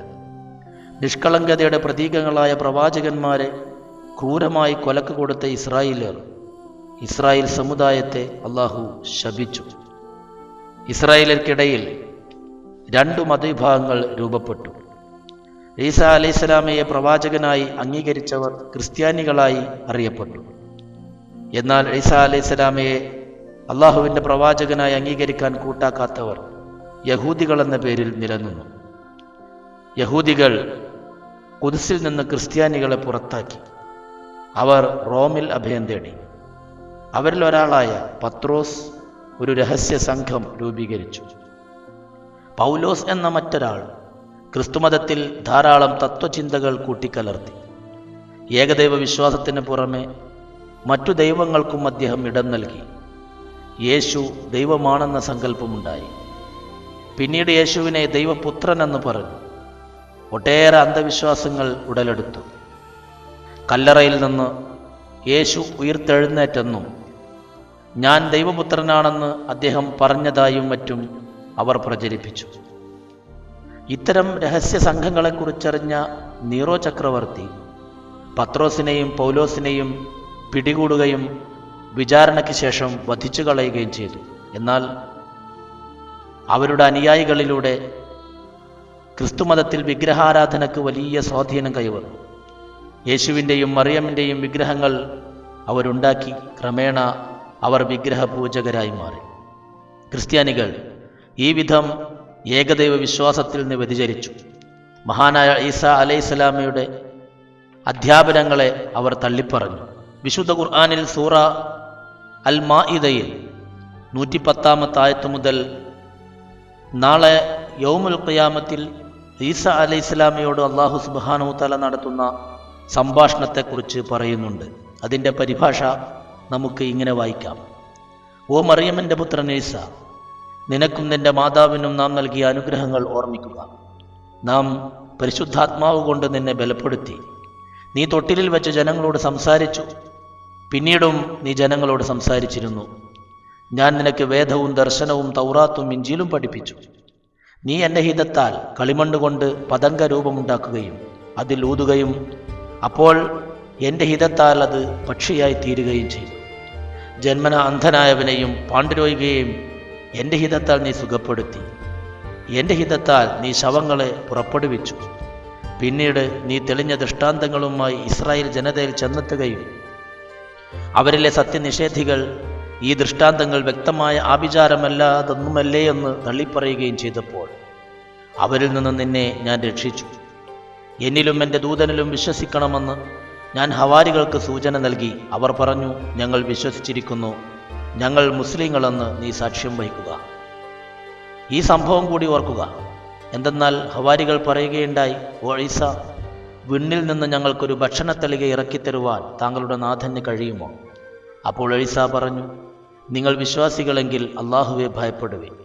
അവർ പറഞ്ഞു, ആ തളികയിൽ നിന്ന് ഭുജിക്കുവാനും. അങ്ങനെ ഞങ്ങളുടെ ഹൃദയം സംതൃപ്തമാവുകയും താങ്കൾ ഞങ്ങളോട് പറഞ്ഞത് സത്യമെന്ന് ഞങ്ങൾക്ക് ദൃഢബോധ്യമാവുകയും അതിന് സാക്ഷികളാവുകയും ചെയ്യുവാനും ഞങ്ങൾ ആശിക്കുകയാകുന്നു. അപ്പോൾ മറിയമിൻ്റെ പുത്രൻ ഈസ പ്രാർത്ഥിച്ചു, ഞങ്ങളുടെ നാഥനായ ദൈവമേ, വിണ്ണിൽ നിന്ന് ഞങ്ങൾക്കൊരു ഭക്ഷണത്തളിക ഇറക്കിത്തരണമേ. അത് ഞങ്ങളുടെ ആദിമർക്കും അന്തിമർക്കും ഒരാഘോഷവും നിന്നിൽ നിന്നുള്ള ഒരു ദൃഷ്ടാന്തവുമാകട്ടെ. ഞങ്ങൾക്ക് നീ അന്നം നൽകുക, അന്നദാതാക്കളിൽ അത്യുത്തമൻ നീയല്ലോ. അള്ളാഹു മറുപടി നൽകി, ഞാൻ നിങ്ങൾക്കത് ഇറക്കിത്തരാം. പക്ഷേ അനന്തരം നിങ്ങളിൽ ആരെങ്കിലും നിഷേധിക്കുന്ന പക്ഷം അവന് ഞാൻ ലോകത്താർക്കും നൽകാത്ത ശിക്ഷ നൽകുന്നതാകുന്നു. ഈ അനുഗ്രഹങ്ങളെല്ലാം ഓർമ്മിപ്പിച്ചുകൊണ്ട് അള്ളാഹു ചോദിക്കും, ഓ ഈസ ഇബ്നു മറിയം, നീ ജനങ്ങളോട് അള്ളാഹുവിനെ കൂടാതെ എന്നെയും എൻ്റെ മാതാവിനെയും 2 ആരാധ്യരായി വരിക്കുവിൻ എന്ന് പറഞ്ഞിട്ടുണ്ടായിരുന്നുവോ?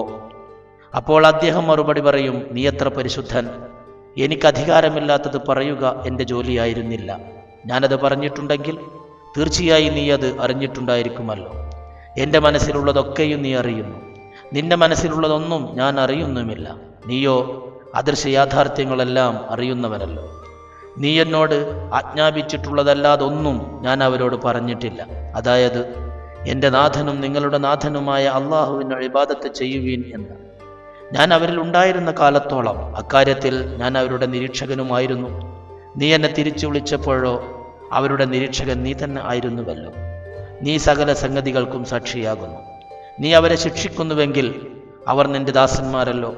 നീ അവർക്ക് മാപ്പരുള്ളുന്നുവെങ്കിലോ നീ അജയ്യനും അഭിജ്ഞനും തന്നെ. അപ്പോൾ അള്ളാഹു അരുൾ ചെയ്യും, സത്യവാന്മാർക്ക് അവരുടെ സത്യസന്ധത പ്രയോജനപ്പെടുന്ന ദിനമത്രേ. താഴ്ഭാഗങ്ങളിലൂടെ അരുവികൾ ഒഴുകുന്ന ഉദ്യാനങ്ങൾ അവർക്കുള്ളതാകുന്നു. അതിലവരെന്നും വസിക്കുന്നവരാകുന്നു. അള്ളാഹു അവരിൽ സംപ്രീതനായിരിക്കുന്നു, അവർ അള്ളാഹുവിലും. അതത്രേ മഹത്തായ വിജയം. ആകാശഭൂമികളുടെയും അവയിലുള്ള സകല വസ്തുക്കളുടെയും ആധിപത്യം അള്ളാഹുവിന് മാത്രമുള്ളതാകുന്നു. അവൻ സകല സംഗതികൾക്കും കഴിവുറ്റവനുമാകുന്നു.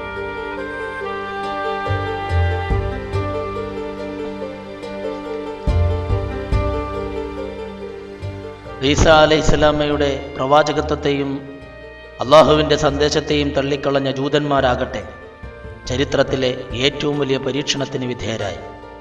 AD 66 റോമക്കാർക്കെതിരെ യഹൂദർ ഖുദ്സിൽ വിപ്ലവം നടത്തുകയുണ്ടായി. അതിനെ തുടർന്ന് റോമക്കാർ അവരെ ഖുദ്സിൽ ഉപരോധിച്ചു. 40 വർഷം നീണ്ട ഉപരോധത്തിന് ശേഷം റോമ സൈന്യം ഖുദ്സിൽ പ്രവേശിച്ചു. ഖുദ്സ് പട്ടണത്തെ അവർ തകർത്ത് തരിപ്പണമാക്കി. ജൂതന്മാർ ബന്ധനസ്ഥരാക്കപ്പെടുകയോ അടിമകളായി വിൽക്കപ്പെടുകയോ ചെയ്തു. വളരെ കുറച്ച് ജൂതന്മാർ ഫലസ്തീനിൽ ഒളിജീവിതം നയിച്ചു. AD 132 ജൂതന്മാർ ശക്തിയാർജിക്കുകയും ബാർക്കോച്പ എന്ന സൈനിക നേതാവിൻ്റെ നേതൃത്വത്തിൽ സംഘടിക്കുകയും റോമ സാമ്രാജ്യത്തിനെതിരിൽ കലാപം നടത്തുകയും ഒരു പ്രവിശ്യ പിടിച്ച് അവിടെ കോട്ട കെട്ടുകയും ചെയ്തു. എന്നാൽ AD 135 റോമൻ ചക്രവർത്തിയായ ഹാഡ്രിയാൻ ജൂതവിപ്ലവത്തെ അടിച്ചമർത്തി സകല യഹൂദ അടയാളങ്ങളും ഖുദ്സിൽ നിന്ന് നീക്കം ചെയ്തു. യഹൂദരുടെ അവശിഷ്ടങ്ങൾക്ക് മുകളിൽ തൻ്റെ പേരിൽ അറിയപ്പെടുന്ന ഈലിയ കാപ്പിത്തോളിന എന്ന ഒരു പട്ടണം അദ്ദേഹം നിർമ്മിക്കുകയുണ്ടായി. ഇനിയൊരു യഹൂദിയും ഖുദ്സിൽ പ്രവേശിക്കരുതെന്ന് റോമ ചക്രവർത്തി ഉത്തരവ് പുറപ്പെടുവിച്ചു. 100 വർഷക്കാലം യഹൂദികൾ ഖുദ്സിൽ നിന്ന് വിലക്കപ്പെട്ടു. സനോബിയ രാജ്ഞി ഫലസ്തീൻ ഭരിച്ച 3 വർഷക്കാലം മാത്രമാണ് പിന്നീട് യഹൂദർക്ക് ഖുദ്സിലെത്താനായത്. യഹൂദർ ലോകത്തിൻ്റെ പല ഭാഗങ്ങളിൽ ചിന്നിച്ചിതറുകയുണ്ടായി. AD 324 വർഷം റോമാ സാമ്രാജ്യ ചരിത്രത്തിലെ വഴിത്തിരിവാണ്. റോമാ ചക്രവർത്തി കോൺസ്റ്റന്റൈൻ ക്രിസ്തുമതം സ്വീകരിച്ചു. തൻ്റെ പൂർവ്വമതത്തിൻ്റെ പല ആചാരങ്ങളും അദ്ദേഹം ക്രിസ്തുമതത്തിൽ കൂട്ടിച്ചേർത്തു. കോൺസ്റ്റന്റൈൻ ചക്രവർത്തിയും മാതാവും ഖുദ്സിലെത്തി. യേശുവിൻ്റെ ചരിത്രങ്ങളെക്കുറിച്ച് അന്വേഷിച്ച അവർ അവിടെ ഉയിർത്തെഴുന്നേൽപ്പ് പള്ളി സ്ഥാപിച്ചു. അഥവാ ആ ചർച്ച് ഈസാ നബി അലൈഹി സ്വലാമിയുടെ കാലത്തല്ല നിർമ്മിക്കപ്പെട്ടത്, കോൺസ്റ്റന്റൈൻ നിർമ്മിച്ചതാണ്.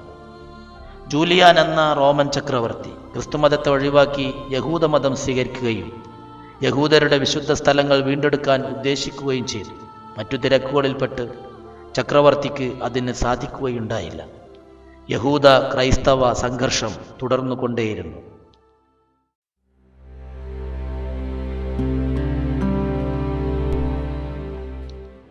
റോമ സാമ്രാജ്യത്തിലെ രാജാക്കന്മാർ അനുവർത്തിച്ചു പോന്ന വിശ്വാസ വ്യതിയാനങ്ങളുടെ ഒരു പ്രതീകമാണ് ഗുഹാവാസികൾ എന്ന് വിശുദ്ധ ഖുർആൻ പേരിട്ട് വിളിക്കുന്ന ധീരരായ 7 യുവാക്കളുടെ സംഭവം.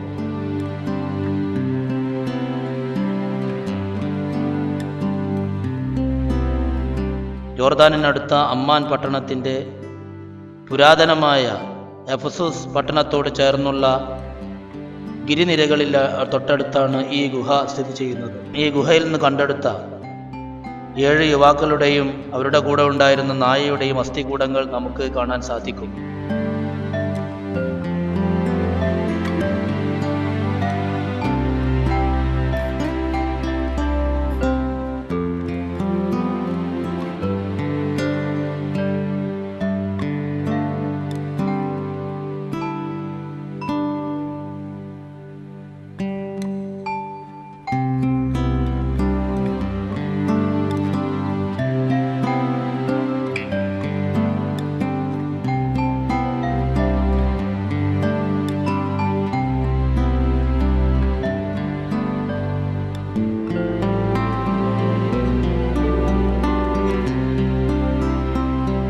അതോടൊപ്പം ഈ ഗുഹയുടെ തൊട്ടടുത്ത് ഒരു നീരുറവ ഇന്നും വറ്റാതെ നിലകൊള്ളുന്നതായി കാണുന്നു.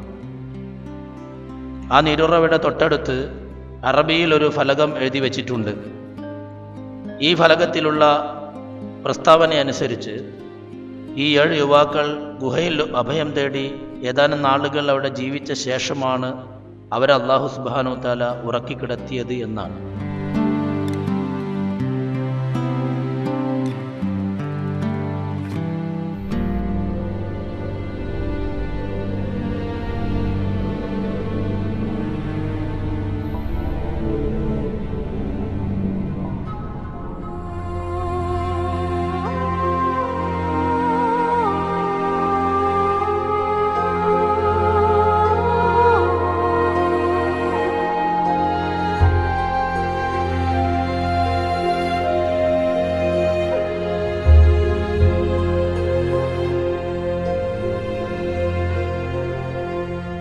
റോമ സാമ്രാജ്യത്തെ അടക്കി ഭരിച്ചിരുന്ന സീസർ ഡെസ്യൂസിൻ്റെ ഭരണകാലത്താണ് ഈ 7 യുവാക്കൾ ഗുഹയിൽ അഭയം തേടുന്നത്.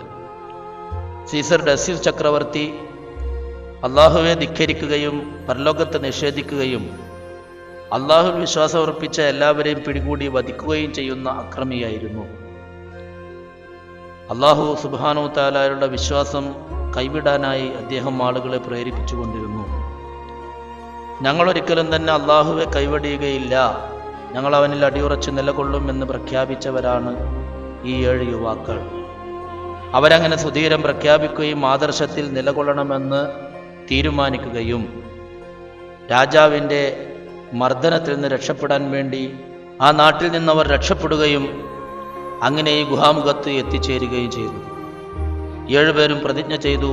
വിശുദ്ധ ഖുർആൻ പറയുന്നു, വറബത്തന അലാ ഖുലൂബിഹിം ഇദ് ഖാമു ഫഖാലു റബ്ബുനാ റബ്ബുസ് സമാവാതി വൽ അർദ് ലൻ നദ്ഉവ മിൻ ദൂനിഹി ഇലാഹൻ ലഖദ് ഖുൽനാ ഇദൻ ശഫഖാ. അള്ളാഹുവോടൊപ്പം മറ്റൊരു ഇലാഹിനെയും വിളിച്ചു പ്രാർത്ഥിക്കാൻ ഞങ്ങൾ ഒരിക്കലും ഒരുക്കമല്ല എന്നവർ പ്രഖ്യാപിച്ച സന്ദർഭത്തിൽ അള്ളാഹു സുബ്ഹാനഹു വ തആല അവരുടെ ഹൃദയത്തിൽ ഈമാൻ വർദ്ധിപ്പിക്കുകയാണ് ചെയ്തത്. ഇനി ഭാവിയിൽ ജീവിക്കാൻ അനുവാദം കിട്ടിയാലും അല്ലെങ്കിൽ അള്ളാഹു സുബ്ഹാനഹു വ തആല അവൻ്റെ മാർഗത്തിൽ അടിയുറച്ച് നിലകൊള്ളാൻ അവർ തീരുമാനിക്കുകയായിരുന്നു. ഈ ഒരു തീരുമാനം എടുത്തുകൊണ്ട് അവർ ഗുഹയിലേക്ക് പ്രവേശിക്കുകയും അങ്ങനെ അവിടെ വെച്ച് അള്ളാഹു സുബ്ഹാനഹു വ തആല അവരെ ദീർഘമായ ഒരു നിദ്രയിലേക്ക് പ്രവേശിപ്പിക്കുകയും ചെയ്തു.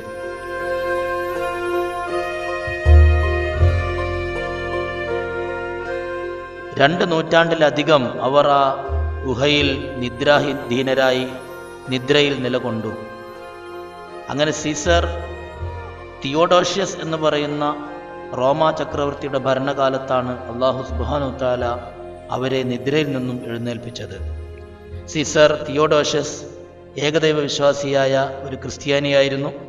അതുകൊണ്ട് തന്നെ അദ്ദേഹത്തിൻ്റെ ഭരണകാലമായപ്പോഴേക്ക് ഏകദൈവ വിശ്വാസികളായ ആളുകൾക്കൊക്കെ റോമ സാമ്രാജ്യത്തിൽ വലിയ സ്ഥാനവും മഹിമയുമൊക്കെ നൽകപ്പെട്ടിരുന്നു. എന്നാലും അതേസമയം ഏകദൈവ വിശ്വാസികളായിരുന്നുവെങ്കിലും പരലോക വിശ്വാസത്തിൻ്റെ കാര്യത്തിൽ അവർ സംശയാലുക്കളായിരുന്നു. അള്ളാഹു സുബ്ഹാനഹു വ തആല ഈ ഗുഹാവാസികളെ എഴുന്നേൽപ്പിച്ചതിലൂടെ പരലോക വിശ്വാസത്തിൽ അവർക്ക് ഒരു അടിയുറച്ച ധാരണ ഉണ്ടാക്കി കൊടുക്കാനാണ് ശ്രമിച്ചത്.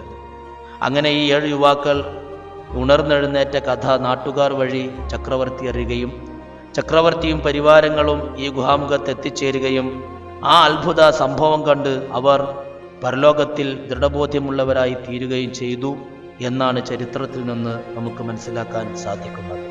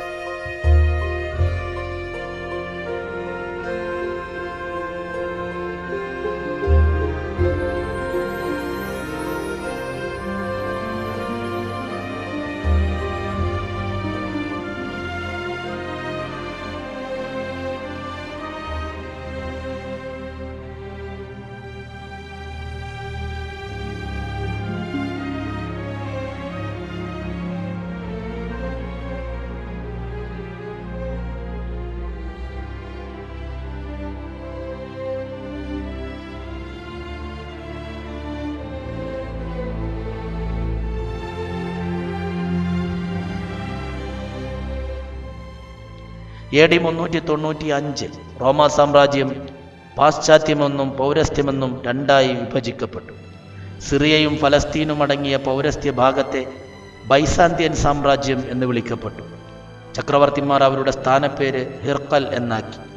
ഒരു ഹിർക്കൽ ചക്രവർത്തി കണ്ട സ്വപ്നത്തെ പണ്ഡിതന്മാർ ഇങ്ങനെ വ്യാഖ്യാനിച്ചു: അയാളുടെ സാമ്രാജ്യത്തെ പരിച്ഛേദം ചെയ്യുന്നവർ കൈയടക്കും. യാതൊരു സ്വാധീനവുമില്ലാത്ത യഹൂദന്മാരാകാൻ സാധ്യതയില്ല ഇത്, പിന്നെ ആരാണ്? കാലം അതിന് മറുപടി നൽകുകയുണ്ടായി. AD 610 പേർഷ്യൻ ചക്രവർത്തി ഖുസ്രു രണ്ടാമന്റെ നേതൃത്വത്തിൽ പേർഷ്യക്കാർ ഫലസ്തീൻ കീഴടക്കുകയുണ്ടായി. റോമക്കാർ പരാജയപ്പെട്ടു. അതേ വർഷത്തിൽ തന്നെയാണ് അന്ത്യദൂതർ മുഹമ്മദ് സല്ലല്ലാഹു അലൈഹി വസല്ലമക്ക് പ്രവാചകത്വം ലഭിച്ചത്. പേർഷ്യക്കാർ ഖുദ്സ് പട്ടണത്തിൽ പ്രവേശിക്കുകയും കൊള്ളകൾ നടത്തുകയും ചെയ്തു. ക്രിസ്ത്യാനികളായ ഏവരെയും കൂട്ടക്കൊല ചെയ്തു. 60,000-ഓളം ക്രിസ്ത്യാനികൾ വധിക്കപ്പെട്ടു എന്ന് കണക്കാക്കപ്പെടുന്നു. ഉയിർത്തെഴുന്നേൽപ്പ് പള്ളിയും ഇതര പള്ളികളും പേർഷ്യക്കാർ തകർത്തു. ഈ ആക്രമണത്തിൽ പേർഷ്യക്കാരോടൊപ്പം ജൂതന്മാരും ചേരുകയുണ്ടായി. പേർഷ്യൻ ചക്രവർത്തി ജൂതന്മാർക്ക് ഫലസ്തീനിൽ ഭരണം നൽകുമെന്ന് അവർ പ്രതീക്ഷിച്ചു. എന്നാൽ സഹായിക്കുന്നവരെ വഞ്ചിക്കുന്ന യഹൂദന്മാരെ ചക്രവർത്തി ഭയപ്പെട്ടു. അതിനാൽ യഹൂദികൾക്ക് ഫലസ്തീൻ നൽകിയില്ലെന്ന് മാത്രമല്ല, അവർക്കവിടെ നിലനിൽക്കുവാൻ കടുത്ത നികുതി ചുമത്തുകയും ചെയ്തു. റോമക്കാർക്കേറ്റ പരാജയത്തെ പരാമർശിച്ചുകൊണ്ട് ഖുർആൻ പറഞ്ഞു: റോമക്കാർ പരാജിതരായിരിക്കുന്നു, എന്നാൽ ഈ തോൽവിക്ക് ശേഷം ഏതാനും വർഷങ്ങൾക്കുള്ളിൽ അവർ വിജയിക്കുക തന്നെ ചെയ്യും. ഈ പ്രവചനം എടുത്തുകാട്ടി മക്കയിലെ നിഷേധികൾ ഖുർആനിനെയും വിശ്വാസികളെയും പരിഹസിക്കുകയുണ്ടായി. ആ സമയത്ത് വിശുദ്ധ ഖുർആന്റെ പ്രവചനം തീർച്ചയായും പുലരും എന്ന്, 3 വർഷത്തിനുള്ളിൽ തന്നെ അത് സംഭവിക്കുമെന്ന് അബൂബക്കർ സിദ്ദീഖ് റളിയല്ലാഹു അൻഹു ഒരു നിഷേധിയുമായി വാതുവെപ്പ് നടത്തി. വിവരമറിഞ്ഞ റസൂൽ സല്ലല്ലാഹു അലൈഹി വസല്ലം 3 വർഷം എന്നതിന് പകരം 9 വർഷമാക്കി മാറ്റാൻ ആവശ്യപ്പെടുകയുണ്ടായി. AD 620 റസൂലുള്ളാഹി സല്ലല്ലാഹു അലൈഹി വസല്ലമയുടെ ചരിത്രത്തിലെ ദുഃഖവർഷമാണത്. നുബുവത്തിൻ്റെ 10ാമത്തെ വർഷം. താങ്ങും തണലുമായിരുന്ന 2 പേർ മരണപ്പെട്ട വർഷം, അബൂ ത്വാലിബും ഖദീജ റളിയല്ലാഹു അൻഹായും. എന്നാൽ ഭൗതികമായ സംരക്ഷണത്തിനപ്പുറത്ത് തിരുമേനിക്ക് അല്ലാഹു തആല ഒരുക്കിയിട്ടുള്ള അഭൗതികമായ താങ്ങും തണലും എന്തെന്ന് നേരിട്ട് കാണിച്ചു കൊടുക്കാൻ അല്ലാഹു സുബ്ഹാനഹു തആല മഹത്തായൊരു യാത്ര ഒരുക്കുകയുണ്ടായി. മക്കയിൽ നിന്ന് ആദ്യം തിരുമേനി സല്ലല്ലാഹു അലൈഹി വസല്ലം ഫലസ്തീനിലേക്ക് യാത്ര തിരിച്ചു. കഅബയുടെ ചാരത്ത് നിന്ന് ജിബ്രീൽ അലൈഹിസ്സലാം നബി സല്ലല്ലാഹു അലൈഹി വസല്ലമയെ ഫലസ്തീനിലെ മസ്ജിദുൽ അഖ്സയിലേക്ക് കൊണ്ടുപോയി. പ്രവാചകത്വ ലബ്ധിക്ക് ശേഷം നബി തിരുമേനിയുടെ ജീവിതത്തിലുണ്ടായ അതിപ്രധാന സംഭവമാണിത്. തിരുമേനി സല്ലല്ലാഹു അലൈഹി വസല്ലം ബൈത്തുൽ മഖ്ദിസിൽ പ്രവേശിച്ചു. അല്ലാഹു സുബ്ഹാനഹു തആല കഴിഞ്ഞുപോയ എല്ലാ അമ്പിയാക്കളെയും അവിടെ ഹാജരാക്കി. നബി സല്ലല്ലാഹു അലൈഹി വസല്ലം അവർക്ക് ഇമാമായി ബൈത്തുൽ മഖ്ദിസിൽ നമസ്കരിച്ചു. അങ്ങനെ മുഴുവൻ പ്രവാചകന്മാരും തിരുമേനി സല്ലല്ലാഹു അലൈഹി വസല്ലമയുടെ പിന്നിൽ അണിനിരന്നുള്ള നമസ്കാരം അവിടെ നടന്നു. 1,24,000 പ്രവാചകന്മാർ. ചരിത്രത്തിലെ ഏറ്റവും മഹത്തായ നമസ്കാരം. ലോകത്താദ്യമായി വിശുദ്ധമായ ഖുദ്സിൽ അവർ സംഗമിച്ചു. അവിടെ മാത്രം. ഈ സംഭവത്തിനാണ് ഇസ്രാ എന്ന് പറയുന്നത്. അതിനുശേഷം ജിബ്രീൽ അലൈഹിസ്സലാമയുടെ കൂടെ തിരുമേനി സല്ലല്ലാഹു അലൈഹി വസല്ലം ആകാശലോകത്തേക്ക് ഉയർന്നു. ആ സംഭവത്തിന് മിഅ്റാജ് എന്ന് പറയുന്നു. അത് സംഭവിച്ചത് ഈ സ്ഥലത്ത് നിന്നാണ്, ഖുബ്ബത്തു സഖറ എന്ന ഈ സ്ഥലത്ത് വെച്ച്.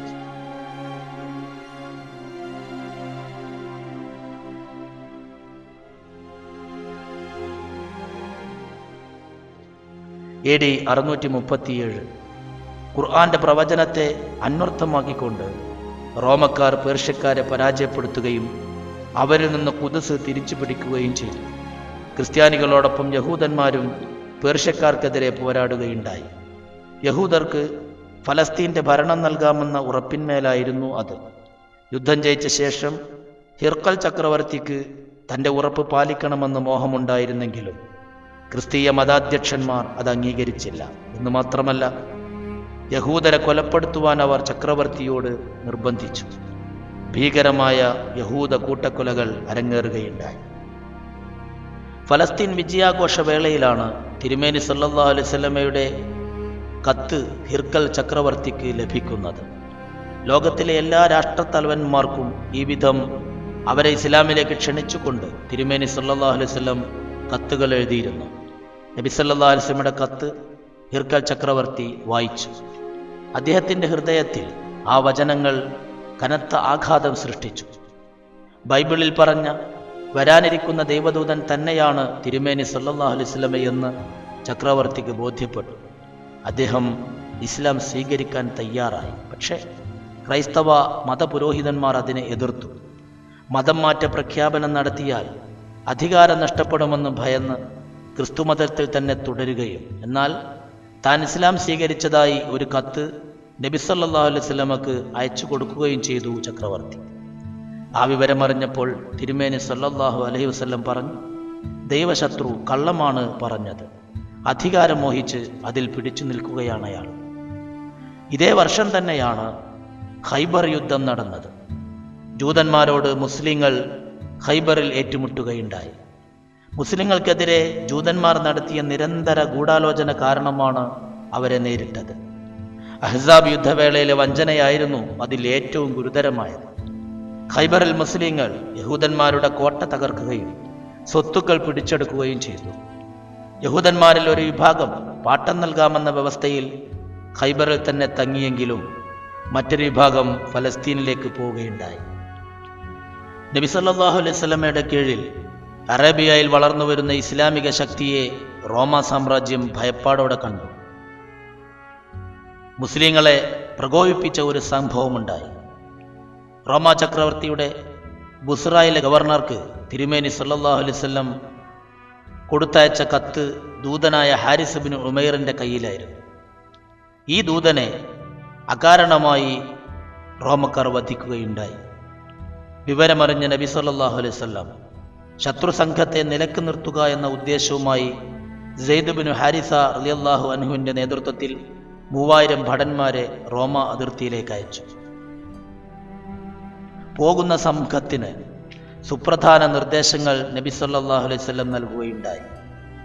മഠങ്ങളിലെ സന്യാസിമാർ, സ്ത്രീകൾ, കുട്ടികൾ മുതലായവരെ വധിക്കരുത്. വൃക്ഷങ്ങൾ മുറിക്കുകയോ കെട്ടിടങ്ങൾ തകർക്കുകയോ ചെയ്യരുത്. യുദ്ധത്തിൻ്റെ നേതാവായ സെയ്ദ് ഇബ്നു ഹാരിസക്ക് അപകടം സംഭവിച്ചാൽ ജഅഫർ ഇബ്നു അബി ത്വാലിബ് നേതൃത്വം ഏറ്റെടുക്കണം. അദ്ദേഹത്തിന് ശേഷം അബ്ദുല്ലാഹി ഇബ്നു റവാഹ ആയിരിക്കും നേതാവ്. ആ സൈന്യത്തിൽ മറ്റൊരാളും ഉണ്ടായിരുന്നു. ഖുറൈശി പക്ഷത്തു നിന്ന് ഇസ്ലാമിനെ വിറപ്പിച്ച സാക്ഷാൽ ഖാലിദ് ഇബ്നുൽ വലീദ് റളിയല്ലാഹു അൻഹു. ഇസ്ലാമിലെത്തിയ ശേഷം അദ്ദേഹം അണിനിരക്കുന്ന ആദ്യ പോരാട്ടമായിരുന്നു ഇത്. മുഅത്ത എന്ന ഈ സ്ഥലത്ത് വെച്ചാണ് റോമക്കാരും മുസ്ലിങ്ങളും ഏറ്റുമുട്ടിയത്. 100,000 വരുന്ന റോമൻ സൈന്യം, 3000 മാത്രം വരുന്ന മുസ്ലിങ്ങൾ ധീരതയോടെ പൊരുതി. നബി സല്ലല്ലാഹു അലൈഹി വസല്ലമയുടെ വാക്കുകൾ അന്വർത്ഥമാക്കും വിധം നേതാക്കൾ ഓരോരുത്തരായി രക്തസാക്ഷികളായി. അവരുടെ കബറിടങ്ങൾ ഇവിടെ സ്ഥിതി ചെയ്യുന്നു. 3 നേതാക്കളും പോയി. ഇനി ആരാണ്? എല്ലാവരും ചേർന്ന് ഖാലിദ് ഇബ്നുൽ വലീദ് റളിയല്ലാഹു അൻഹുവിനെ നേതാവായി തിരഞ്ഞെടുത്തു. അദ്ദേഹം ധീരമായി പോരാടി ഒരു പകൽ അവസാനിച്ചു. രാത്രിയിൽ മുസ്ലിം അണികളെ അദ്ദേഹം സ്ഥാനം മാറ്റി. പ്രഭാതത്തിൽ റോമക്കാർ കണ്ടത് മുസ്ലിങ്ങളിലെ പുതിയ സൈനികരെയാണ്. രാത്രിയിൽ പുതിയ പോഷക വിഭാഗങ്ങൾ എത്തിയിട്ടുണ്ടെന്നും മുസ്ലിം സൈന്യത്തിൻ്റെ എണ്ണം കൂടിയിട്ടുണ്ടെന്നും റോമക്കാർ ഭയപ്പെട്ടു. ഖാലിദ് റളിയല്ലാഹു അൻഹു പുതിയ ഒരു യുദ്ധതന്ത്രം പരീക്ഷിച്ചു.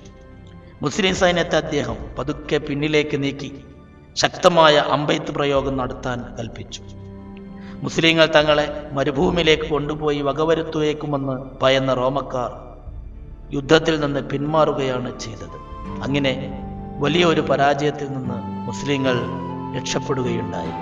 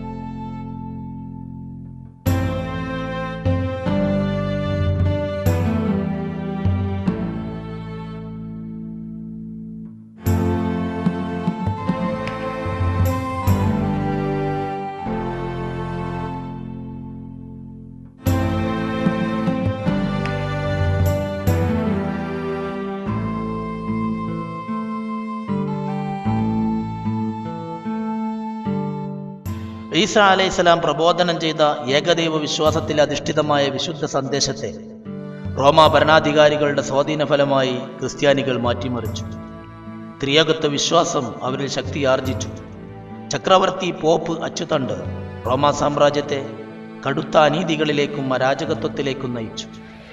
എതിരാളികളെ ക്രൂരമായി കൊലപ്പെടുത്തുകയും പ്രതികാരദാഹം മൂത്ത് പട്ടിണിക്കിട്ട ഹിംസ്ര ജന്തുക്കൾക്ക് മൃതശരീരങ്ങൾ തിന്നാനിട്ട് കൊടുക്കുകയും ചെയ്യുന്ന കിരാതത്വം വരെ നടമാടി.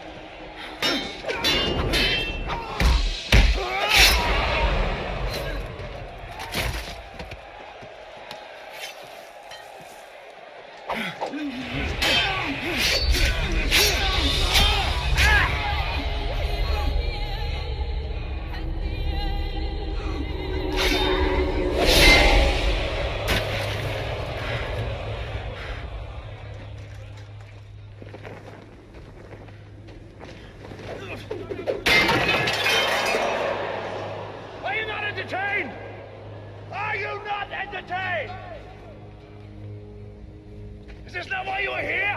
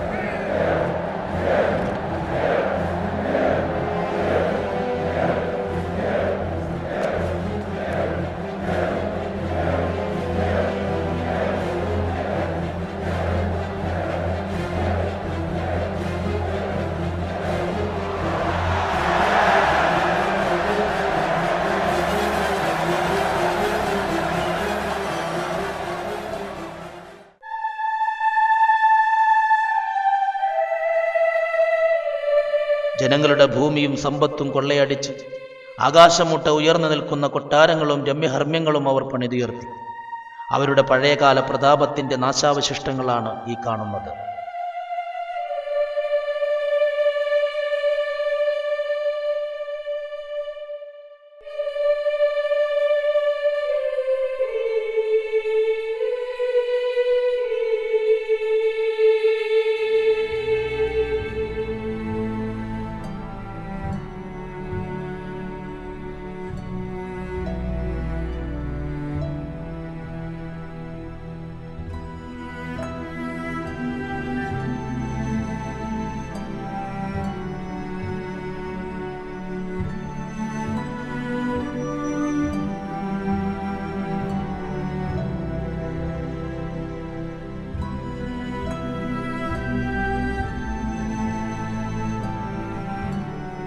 അവരുടെ പ്രതാപം എന്നെന്നും നിലനിൽക്കുമെന്ന് അവർ ധരിച്ചു. കുമ്പസാരക്കൂട്ടിൽ കയറി പ്രാർത്ഥിച്ചാൽ എല്ലാ പാപങ്ങളും പൊറുക്കപ്പെട്ട് സ്വർഗത്തിൽ കയറാമെന്ന് അവർ വ്യാമോഹിച്ചു. പക്ഷേ അള്ളാഹുവാണ് കാര്യങ്ങൾ തീരുമാനിക്കുന്നത്. അനീതിയുടെ സിംഹാസനങ്ങളെ തകർക്കാനാണ് അള്ളാഹു മുഹമ്മദ് നബി സല്ലല്ലാഹു അലൈഹി വസല്ലമയെ നിയോഗിച്ചത്. ജനങ്ങളുടെ മേൽ വരിഞ്ഞു മുറുക്കിയ ചങ്ങലക്കെട്ടുകൾ അഴിച്ചുമാറ്റി അവർക്ക് സ്വാതന്ത്ര്യവും നീതിയും നൽകാൻ, അള്ളാഹുവെ ധിക്കരിച്ച് അധികാരം വാഴുന്ന തമ്പുരാക്കന്മാരെ താഴെയിറക്കി ജനങ്ങൾ തിരഞ്ഞെടുക്കുന്ന ഖലീഫന്മാരെ വാഴിക്കാൻ, ജനങ്ങൾക്കുള്ള അടിമത്തത്തിൽ നിന്ന് മനുഷ്യരെ മോചിപ്പിച്ച് അള്ളാഹുവിൻ്റെ മാത്രം അടിമകളായി അവരെ മാറ്റാൻ, മനുഷ്യർ നിർമ്മിച്ചുണ്ടാക്കിയ നിയമക്രമങ്ങളിൽ നിന്ന് അവരെ രക്ഷിച്ച് അള്ളാഹുവിൻ്റെ നിയമക്രമം നടപ്പിൽ വരുത്താൻ, ദുനിയാവിൻ്റെ ഇടുക്കത്തിൽ നിന്ന് മാനവരാശിയെ പരലോകത്തിൻ്റെ വിശാലതയിലേക്ക് ആനയിക്കാൻ കാരുണ്യത്തിൻ്റെ കടലായി കടന്നുവന്ന പ്രവാചകൻ സല്ലല്ലാഹു അലൈഹി വസല്ലം തൻ്റെ വഫാത്തിന് തൊട്ടു മുമ്പായി അക്രമികളായ റോമാ സാമ്രാജ്യത്തെ നേരിടാൻ ഉസാമത്ത് ബിൻ സെയ്ദ് റളിയല്ലാഹു അൻഹുവിൻ്റെ നേതൃത്വത്തിൽ സൈന്യത്തെ സജ്ജീകരിച്ചു. ഒന്നാം ഖലീഫ അബൂബക്കർ റളിയല്ലാഹു അൻഹു റോമാ ദൗത്യം തുടർന്നു. താമസിയാതെ ആ സാമ്രാജ്യം തകർന്നു വീണു. രണ്ടാം ഖലീഫ ഉമർ അൽ ഫാറൂഖ് റളിയല്ലാഹു അൻഹുവിൻ്റെ കാലഘട്ടത്തിൽ വിശുദ്ധമായ ഖുദ്സ് ഫലസ്തീൻ പ്രദേശം ഇസ്ലാമിക ശക്തിയുടെ കീഴിൽ വരികയുണ്ടായി. 14 ദിനരാത്രങ്ങൾ ചരിത്രമുറങ്ങുന്ന പുണ്യസ്ഥലങ്ങളിലൂടെ നടത്തിയ അവിസ്മരണീയമായ യാത്രയുടെ ഈ ഓർമ്മക്കുറിപ്പ് പറഞ്ഞു നിർത്തുകയാണ്. അനുഗ്രഹീതമായ നാടുകളെന്ന് അള്ളാഹു വിശേഷിപ്പിച്ച പൂർവിക പ്രവാചകന്മാരുടെ പ്രബോധന സ്ഥലങ്ങളായിരുന്ന, അവരും സന്തതികളും വിശ്വാസികളും ജീവിക്കുകയും മരിക്കുകയും ചെയ്ത അള്ളാഹുവിൻ്റെ വചനങ്ങൾ മണ്ണിനെ തൊട്ട പുണ്യഭൂമികൾ ഇന്നത് സംഘർഷഭൂമിയാണ്. പരിശുദ്ധമായ ഖുദ്സ് അള്ളാഹുവിൻ്റെ കലിമത്തിനായി കേഴുകയാണ്. കുടിലമനസ്കരായ ജൂതന്മാർ കമ്പിവേലികൾ കെട്ടി മുസ്ലിങ്ങളെ തടയുകയാണ്. സ്വന്തം ജന്മനാട്ടിൽ നിന്ന് ഫലസ്തീനികൾ പായിക്കപ്പെടുകയാണ്. ദാവൂദ് നബി അലൈഹിസ്സലാം തുടങ്ങിവെച്ച ആ ചവണപ്രയോഗം കല്ലേറിൻ്റെ രൂപത്തിൽ ജൂതന്മാർക്കെതിരെ ഫലസ്തീനികൾ പുനരാവിഷ്കരിക്കുകയാണ്. ഈ ഭൂമികൾ വന്ന് കണ്ടതുകൊണ്ട് മാത്രമായില്ല, അവയ്ക്ക് പറയാനുള്ളത് നാം കേൾക്കണം. കാലം ആവശ്യപ്പെടുന്ന കർമ്മനിരതരായി നാം മാറണം. കണ്ടാനന്ദിക്കുവാനുള്ള വിനോദ കേന്ദ്രങ്ങളല്ല, കണ്ടറിയാനുള്ള ദൈവിക ദൃഷ്ടാന്തങ്ങളാണിവ. കാലം ഈ സമുദായത്തിനായി കരുതിവെച്ച ബാക്കി പത്രങ്ങളാണിവ. ഫലസ്തീനികളെ അറിയുക, ഖുദ്സ് വിമോചനത്തിന് ഐക്യദാർഢ്യം പകരുക. ഖുദ്സിലെ പള്ളി സാധാരണ പള്ളിയല്ല, ഇസ്ലാമിൻ്റെ ഒന്നാമത്തെ ഖിബിലയാണ്. ഇസ്രാ മിഅ്റാജിൻ്റെ സംഗമ ഭൂമിയാണ്. ഖലീഫ ഉമർ അൽ ഫാറൂഖ് റളിയല്ലാഹു അൻഹു അതിനെ ജയിച്ചടക്കി. സുൽത്താൻ സലാഹുദ്ദീൻ അയ്യൂബി അതിനെ മോചിപ്പിച്ചു. ഇനി ആരുണ്ട് അതിനെ ഇസ്ലാമിൻ്റെ കൈകളിലെത്തിക്കാൻ?